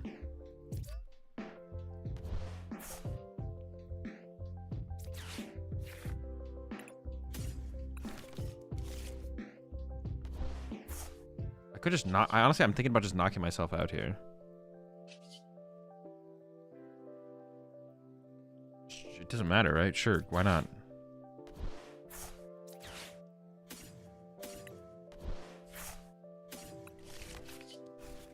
Just friendly gouging it? It doesn't hurt to knock myself out here, right? I don't think I really care.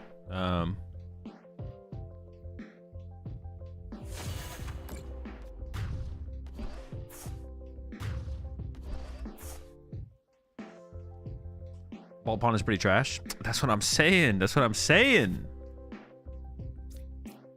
Oh, I should have E-switched an energy off, right? Well, I kind of want to keep my E-switches around just so this thing doesn't get stuck, though. E-switching in there wasn't that important, to be honest. I don't agree with sleeping on, but they have an argument because the Worlds format is just the legal day for Shroud of Fable.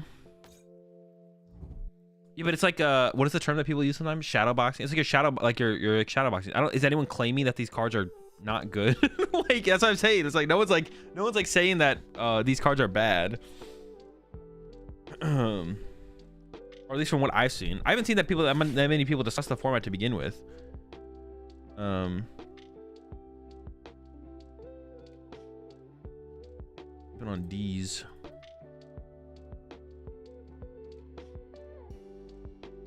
Energy switch after no? I don't think the only reason I was the reason I was thinking about keeping the energy switch is just like if they gust up this, I just want to be able to move energy to this and retreat it, but Dusknoir's trash. All right, there we go. Go argue with Paul about this. Paul wants that smoke.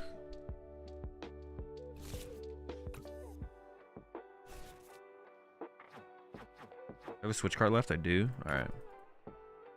So you should try Quad Thorn sometime on the stream. It's broken, trust me. It's definitely not broken. The deck definitely sucks, but I'm not against trying it. Yeah, the deck is definitely terrible. I don't think I need this anymore. I can't think of a reason why I do need it. Give me Dark Energy in here. A lot. I kind of just want to Prime Catcher KO this. With Darkrai, to be honest. I want to attack with Darkrai. We got switch cards, so we can stock out the active, I guess.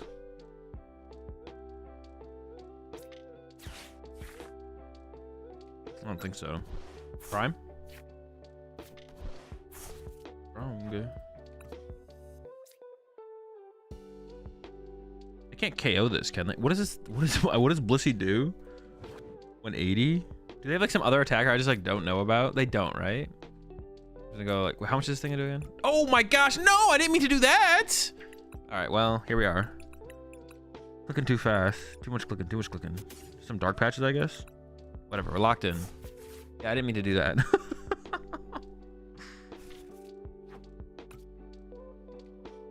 Actually, we can play a couple of them now.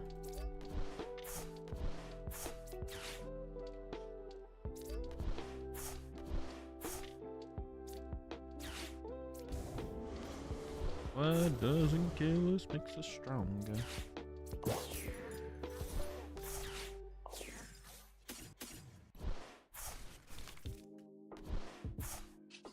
I could actually go get the... How many E-Switch do I have left? One? Wait, Ultra Ball, wait, E-Switch plus Water Energy? That can't be that bad, right? I'm not gonna regret this, am I? Maybe. What do I have left? E-Switch, Prime Catcher, Energy, Sadas, 4 Energy here. Yeah, it should be fine. I don't even want to see what the card is. I like that you can, like, that, I wish you could do that interaction at all points, and I wish it was faster. Like, I just clicked restart and then clicked Darkrai's attack before I even drew the card off Mew. I wish you could do that with every single interaction in the game, and things went faster.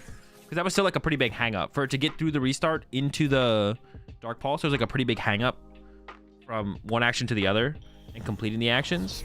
But I wish you could do that with everything at all points. That's what I want. And I want to like be faster. Then PTCG Live would be broken. You'd be able to play games of Pokemon so fast if it did that correctly.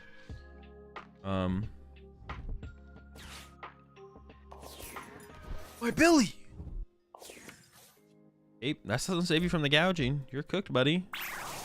Your favorite deck of all time? Nah. My favorite deck of all time is my favorite deck from next format. Wish they had an option to turn off animations like PTCGO. Well, they do, right? Don't they have like simple animations? But even in PTCGO, there were still some hangups, right? It didn't like completely remove everything. It didn't completely remove everything. It just made it a little bit different. But like not that different, not that different.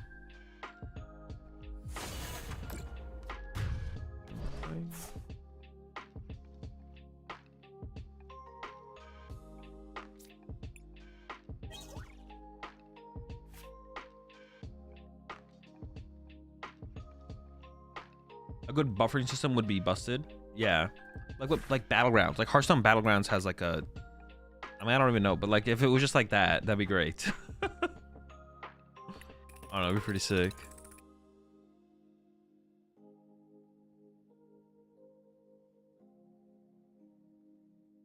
Yo, can you give me the deck? Can you give the deck list? No, it's a super top secret deck list only for people who join the Discord.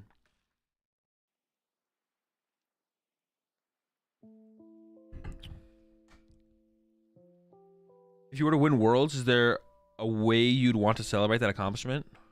Probably just go get food. Not really, no. Nope, just food. Maybe like do a little dance on stream after Worlds. That's about it though. Dance on a little dance on stream plus food. That's it. The way, honestly, the way I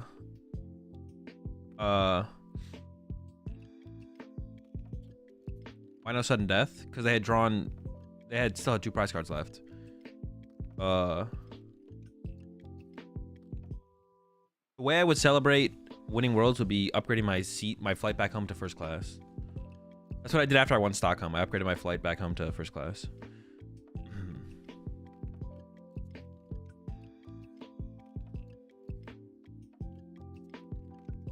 Yo, Akko actually requesting a good song. Did I slip into an alternate reality accidentally? That's what I'm saying. That's what I'm saying, Adam. Akko has the worst song request of all time. I love your level of chill with winning. No biggie. Clocking in tomorrow. Celebrate with chat and give everyone a slice of pizza in the menu. All right, I'm down. Yeah, I'll have hella. What do we call them? Table pizzas. I'll be throwing out hella table pizzas for people to have. Yeah, I mean that's just how I. And I think all ways of winning are fine. Like I'm not super emotional or expressive, and maybe it'd be different if I won Worlds. I don't know. I can't tell you for sure, but like. Some people give me crap for like how I win, like when I won Stockholm and stuff like that. But like I don't know, that's just I'm being genuine. Like, but I feel like some people think I'm trying to put on some kind of facade or something. Is facade the right word to use there?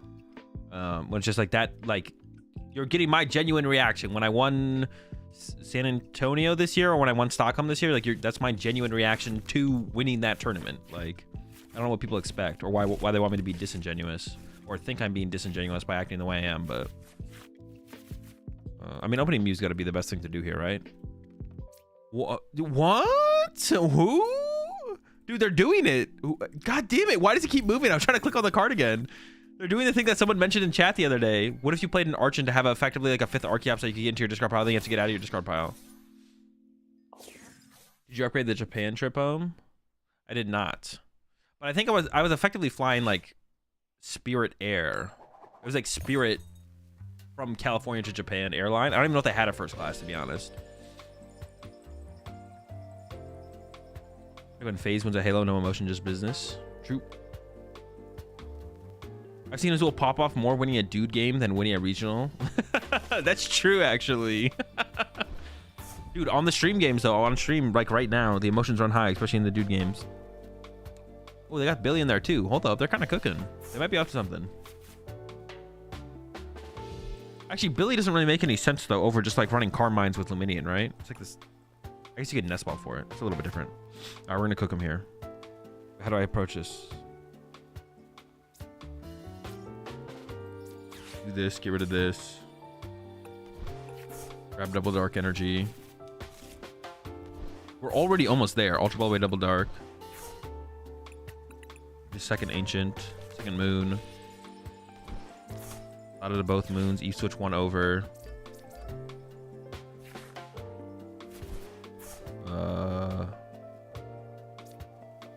Play this. Get Greninja. It'd be nice to not put Billy down, but still feel comfortable with the hand. I mean, obviously we're cooking here because we're like knockout they're active, but. I'm gonna say no on this one because I already have one. I don't have another Dark Energy in the discard pile. Okay. Again. We'll go no on that. And go stop. Yeah, hit the stop. I could rod before I use restart. Alright. Another shoe. Oh. Sure. Dark patch. Probably attach water, right? Attach water. Oh, wait a second. I should have probably burned the E-switch so I can draw a card here with the Mew. I could Super Rod back in Minion Bundle, I guess, and then draw one with Mew. Minion Bundle. But I probably should have burned the E-switch here actually as well. Only drawing one feels pretty bad, to be honest.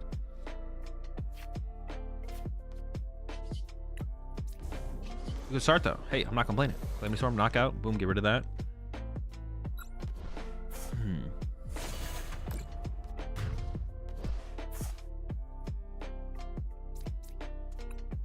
The guy from chat the other day? That's what I'm wondering. Is this the guy from chat the other day who was like, yo, what about Archon and Lugia? And I was like, I don't hate the idea, but it doesn't seem great.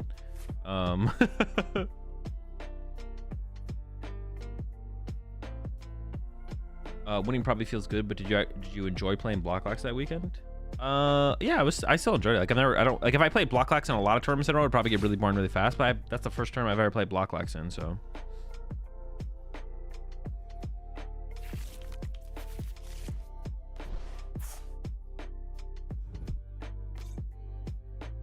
Alright, Ursulina could be a little bit of a problem. Probably not, though. Who's in charge of the emotes again? Locke's in charge of the emotes. Alright, well, we just have to go kill that. And we can get there with Luminion for boss. But we'd rather not Luminion if we don't have to, so. But we'll just try and get there through that. Just give it to me every time, you know? Is there anybody? Yeah, we just commit to it, right?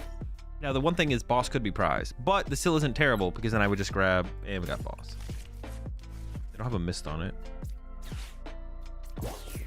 Now I would prefer.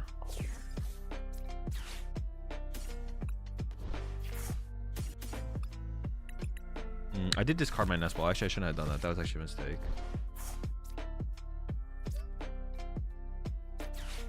I'm just kind of goofing up over here.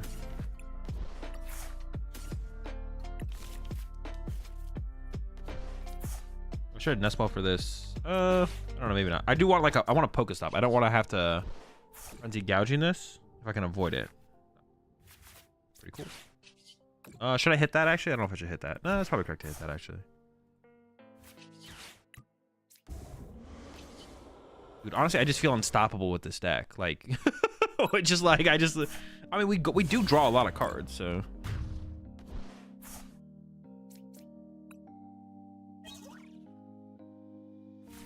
I do feel pretty unstoppable with this deck. All right, Luna in, but then we just frenzy gouging for the dub.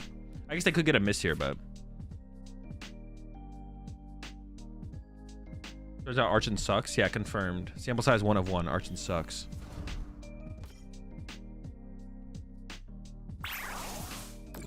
How come you didn't want to play Zard come to the end of the season? All right. I just don't. That's just not the way me and my group approach like deck choice for tournaments. The way me and my group approach deck choice for tournaments is we don't like exclude. We just play the deck that we think is best for the tournament. Like best expected win percentage is the deck we play at tournaments. That's it. We don't exclude decks for. The only reason we wouldn't play a deck is because we think there's a deck that's better. That's it. I ask like those kind of questions. Oh, why don't you play Blocklax anymore? Why aren't you playing Charizard? It's just like that's not how I think about the game, or me and my group think about the game. Like even at NAIC, Charizard was a pretty good play, but just because something's a pretty good play and I played it in the past and accessed it in the past doesn't mean not like that's not. Yeah, it's like the process that me and my group use is pretty foreign to like most players or the average player. But yeah, that's how we view the game.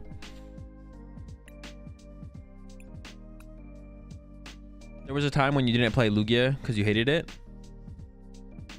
True. But the reason me and my group didn't play Lugia was part of like our process, which our process is like, there are some decks that we do write off based on that. What is your process? It's a lot of things.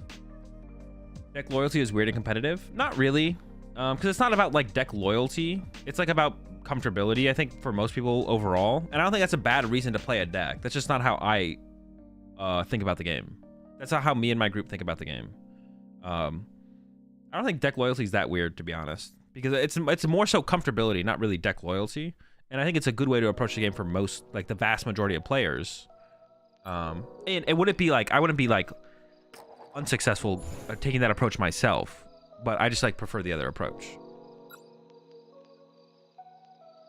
Real question: when you going to update the worlds in your light box? The worlds on your light box? That is a good question. I don't know. They didn't play festival. True. Deck loyalty gave Reagan an invite this year. Deck loyalty. I guarantee you that's not how Reagan views the game. Reagan probably just enjoys playing the deck and just it's the deck he's most comfortable with. Also, Reagan would have got an invite no matter what. Like, Reagan would have gotten an invite if he played freaking Miraidon the whole season or something. Like, it doesn't matter. Reagan could have played a different deck every single tournament and he still would have got his invite.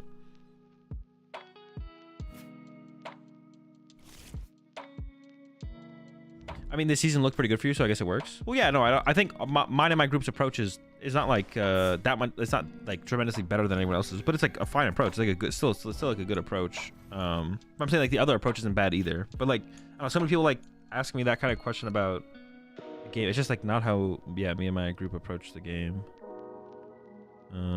What are we doing here? This hand's not very good.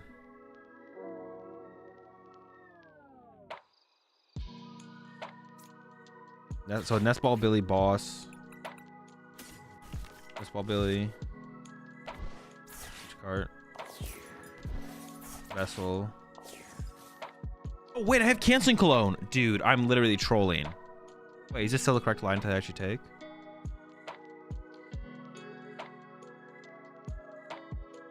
Alright, so I am trolling, but...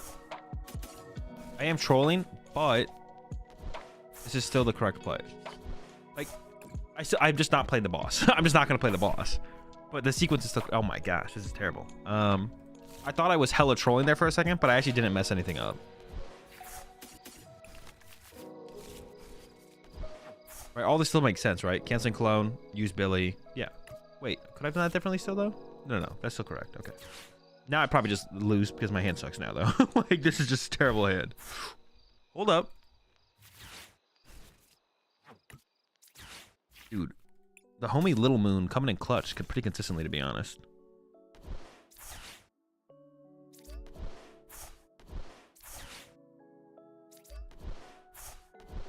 We do want to water in the discard pile here.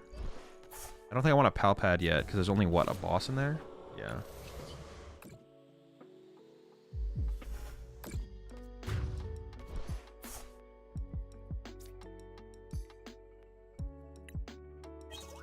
People need to understand that the road to success is not unique. Yes. There's different ways to get there. I assume that's what you're saying, yeah.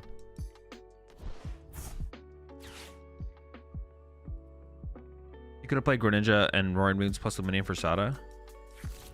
Well, how would I get Greninja and Roaring Moons? I had one nest ball, right? I had one nest ball. So I could have got Greninja, Canceling Clone, used Greninja, prayed for Roaring Moons and nest balls. But no, this was still always the best play, I think.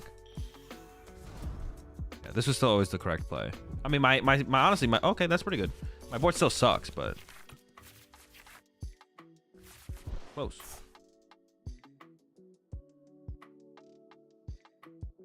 Yeah, this was always the better play. Is this BDIF? Honestly, it probably is slap, to be honest. The triple shoes again. Well, let's see if a shoe draws into a shoe. That's like gonna be the big question here. Will the shoe get a shoe? Kind of annoying. Honestly, Prime Catcher KO Curly goes kind of crazy here. Oh, and they passed. Let's go.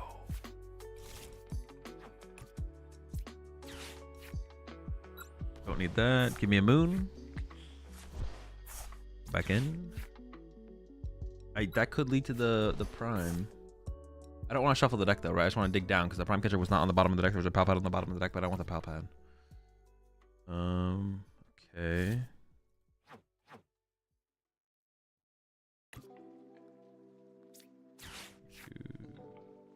No, because I don't want to shuffle the deck. I want that prime. That's not a prime. All right.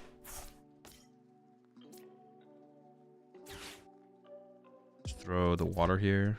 Oh, I guess I'm more energy to work. Sure, whatever. I also could retreat it, I guess. Am I trolling by playing it this way? No, right? No, I don't think so. Prime catcher. Wait, hold on. We're not done. Wait, did I have the prime catcher in my hand? I didn't, right? I'm like rethinking things. That is a good card to just take. We're gonna go no, because I want the prime. Damn it. Ah, no prime catcher. KO and Curly there is just so ridiculously good.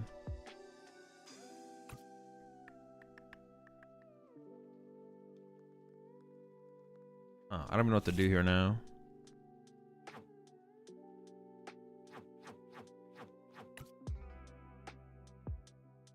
What does it do? 50 damage. I mean, that knocks it out. But I would rather go with the V-Star probably. Darkrai V-Star for 2 more shoes. Nah, I don't think so. That's probably not correct. Keep one of those. This.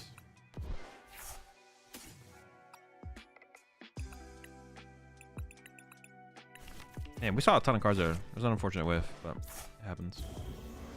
I think we just go E-switch up. Like, KO in their Drifloon is pretty good here because it'll be pretty hard for them to maybe recover an attack. I think we just do this. There's a decent chance that this thing just doesn't get KO'd here. I mean, I guess they could just like Scream Tail my Squawkabilly for 2 though. That's probably the best play for them. Greninja? No. And pricing the Greninja kind of sucks. Greninja? No, Greninja's priced, unfortunately.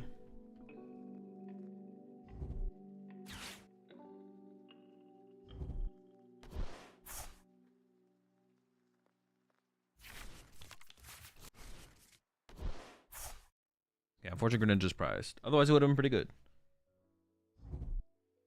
In a top 8, would have you accepted that Switch cart? No, I probably would have still dug for the Prime Catcher. Because the alternative, I can still make something happen out of the other line of play. No, I would have still gone for the Prime Catcher there. Because the Prime is such a big... If you get Prime Catcher there, it's such a big deal. And if I don't get Prime Catcher there, I don't, like, all of a sudden lose the game or something like that. So, definitely would keep digging for the Prime there.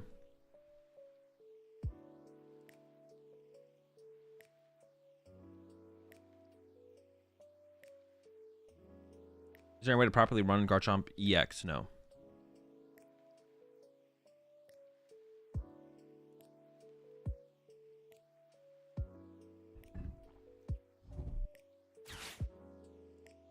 What ended up winning in Taiwan? Quadlax, I think. Would you consider running a heavy ball in this deck with so many one-ups? Yeah, definitely. I mean, a heavy ball wouldn't be bad, I don't think. Might be a little bit too situational.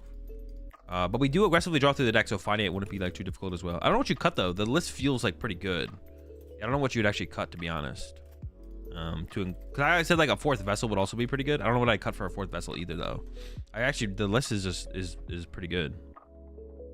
I mean, maybe you could cut back on the Greninja stuff, but I think you either play the current count of Greninja stuff or you cut it all out. But I think Greninja, the possibility of the Greninja play is like super important for the deck, it feels like. I don't know. Loki surprised there isn't a heavy ball already.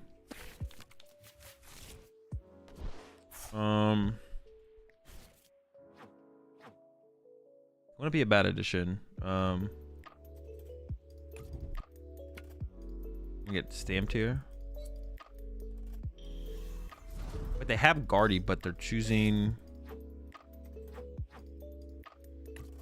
I'm confused. They have Screamtail KO. I guess maybe they prize Screamtail? I don't know. This is weird. They didn't get heavy. They could have got Heavy Ball as well. What are they cooking over there?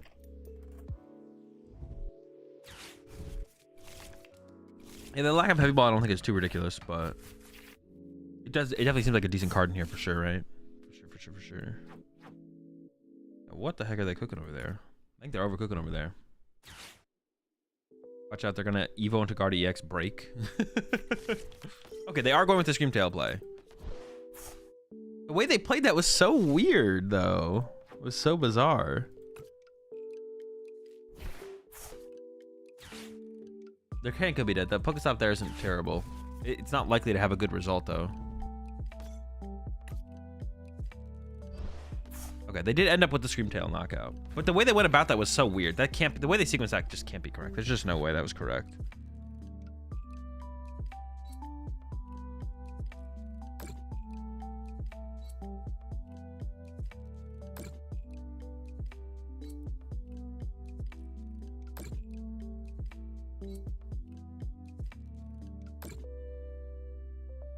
So how do I do ideally? I think ideally we KO Guardy EX here, to be honest. Well, is that ideal? No. I don't know about that. I'm not sure about that one. That's fine with me, I guess.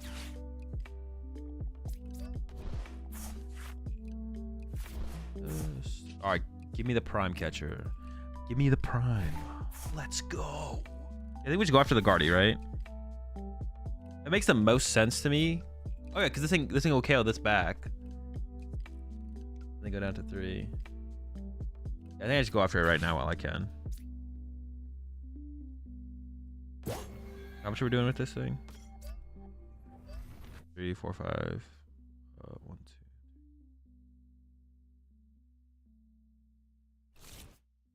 I guess we technically could. 1, 2, 4, 5, 6. Yeah, we could KO with this.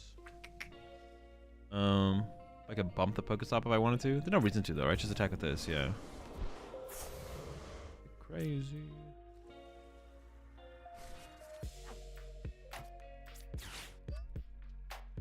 What is this thing hidden? It just came in this. I kind of want to go Ultra Ball. Oh, I could go Super Rod. Not the whole squad though. Just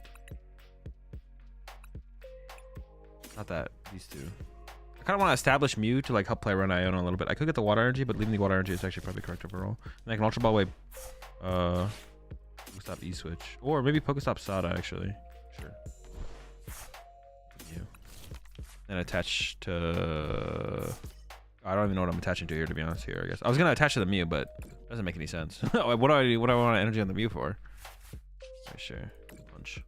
I mean, this game should be over.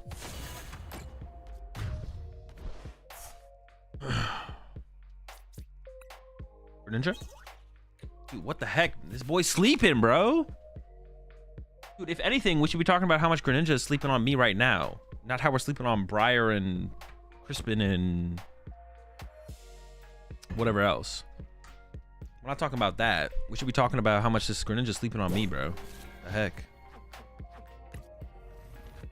Why do you minimum rarity your decks? I think it looks nicer. It looks better. It looks cleaner. You just not feel like max rating them? I think min rarity looks better. I like the simplicity of it. Also, like, it's a mixture of that, and then definitely, like, it just looks better. It's better for content. Like, it's easier for, if you're watching the game on Twitch or on YouTube, it's easier to follow the game if it's min rarity versus max rarity.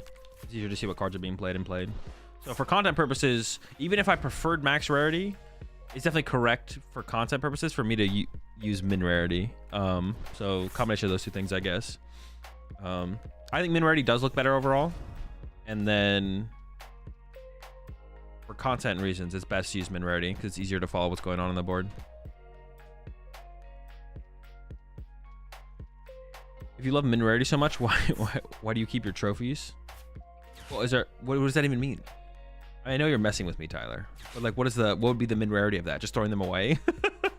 That's a minimalist approach, not a min rarity approach. Is there a reason you used to exclusively use Secrets as Golders on PTCG previously?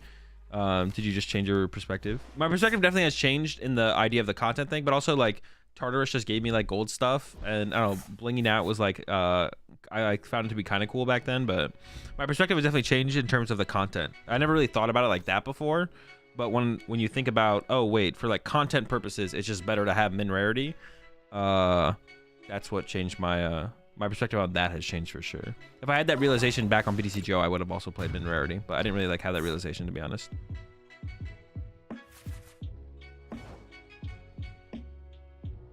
There's knockout active and then we win, right? Because we have so many attackers set up.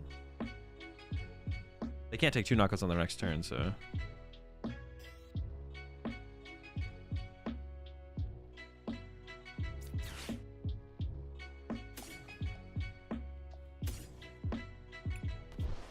Rid of these two, get a moon. Do I hit the stop? I don't know what's left in the deck. Maybe I shouldn't hit the stop. What is left in the deck?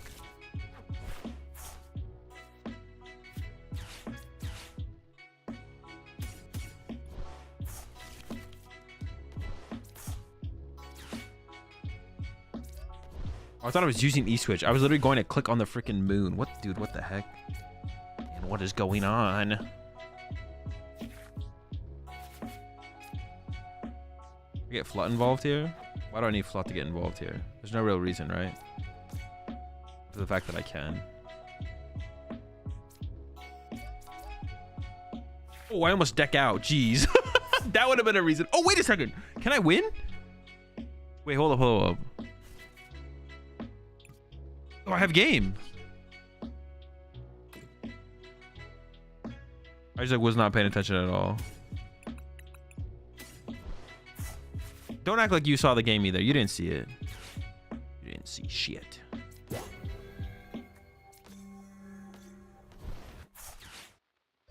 Well, it's actually like a pretty big deal in this matchup. The Fluttermane's actually like a really good attacker for a 2-prize turn in this matchup that they can't play around because they can't Manaphy stop this. Huh. I didn't really think about that. Honestly, the Guardian matchup might not be that bad, to be honest. Between Fluttermane and like the Greninja potential, combo potential, the Guardian matchup actually might be okay.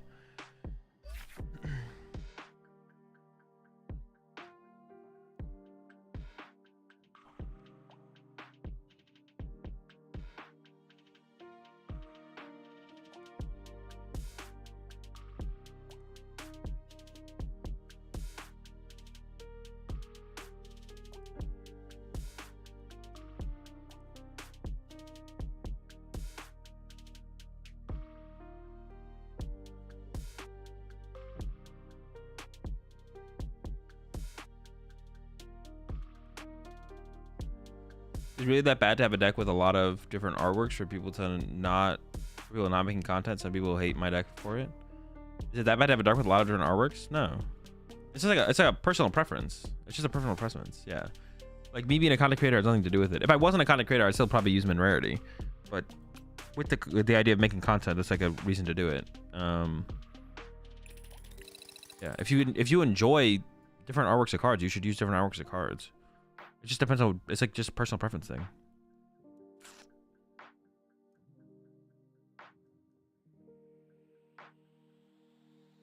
Fluttermane is broken. It's insane. That's why I played in Lugia. Honestly, that is a decent reason to play it in Lugia. That's a decent reason to include Fluttermane in Lugia. Or you just punch him with hands again, I guess, but... Thoughts on the deck so far? The deck has been sick. We lost one game, I think. I think we literally lost one game, and we're like... I don't know. How do you check a deck stats? Oh, we're currently on a 3-win streak. Have I lost 2 games then? I must have lost 2 games then. I've lost like 2 games. Like 2-10 or something. Or 10-2, excuse me. 12-2 or something. I don't know. What else did we lose to?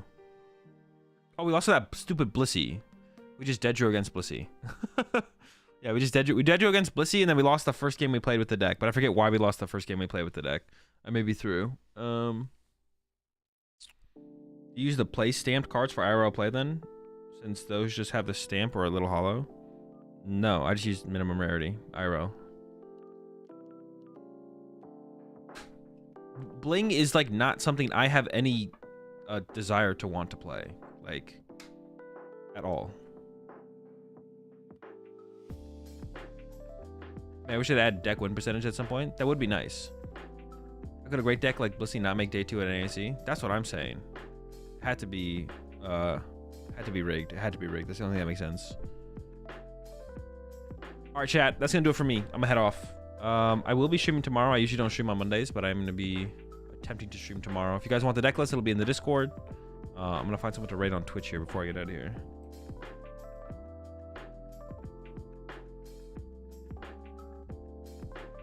What do you think about Reggie? Drago? It's okay. It's okay. I don't think it's good enough. Yeah, I don't think it's good enough. All right, I'm gonna go ahead and raid Sunny before I get out of here.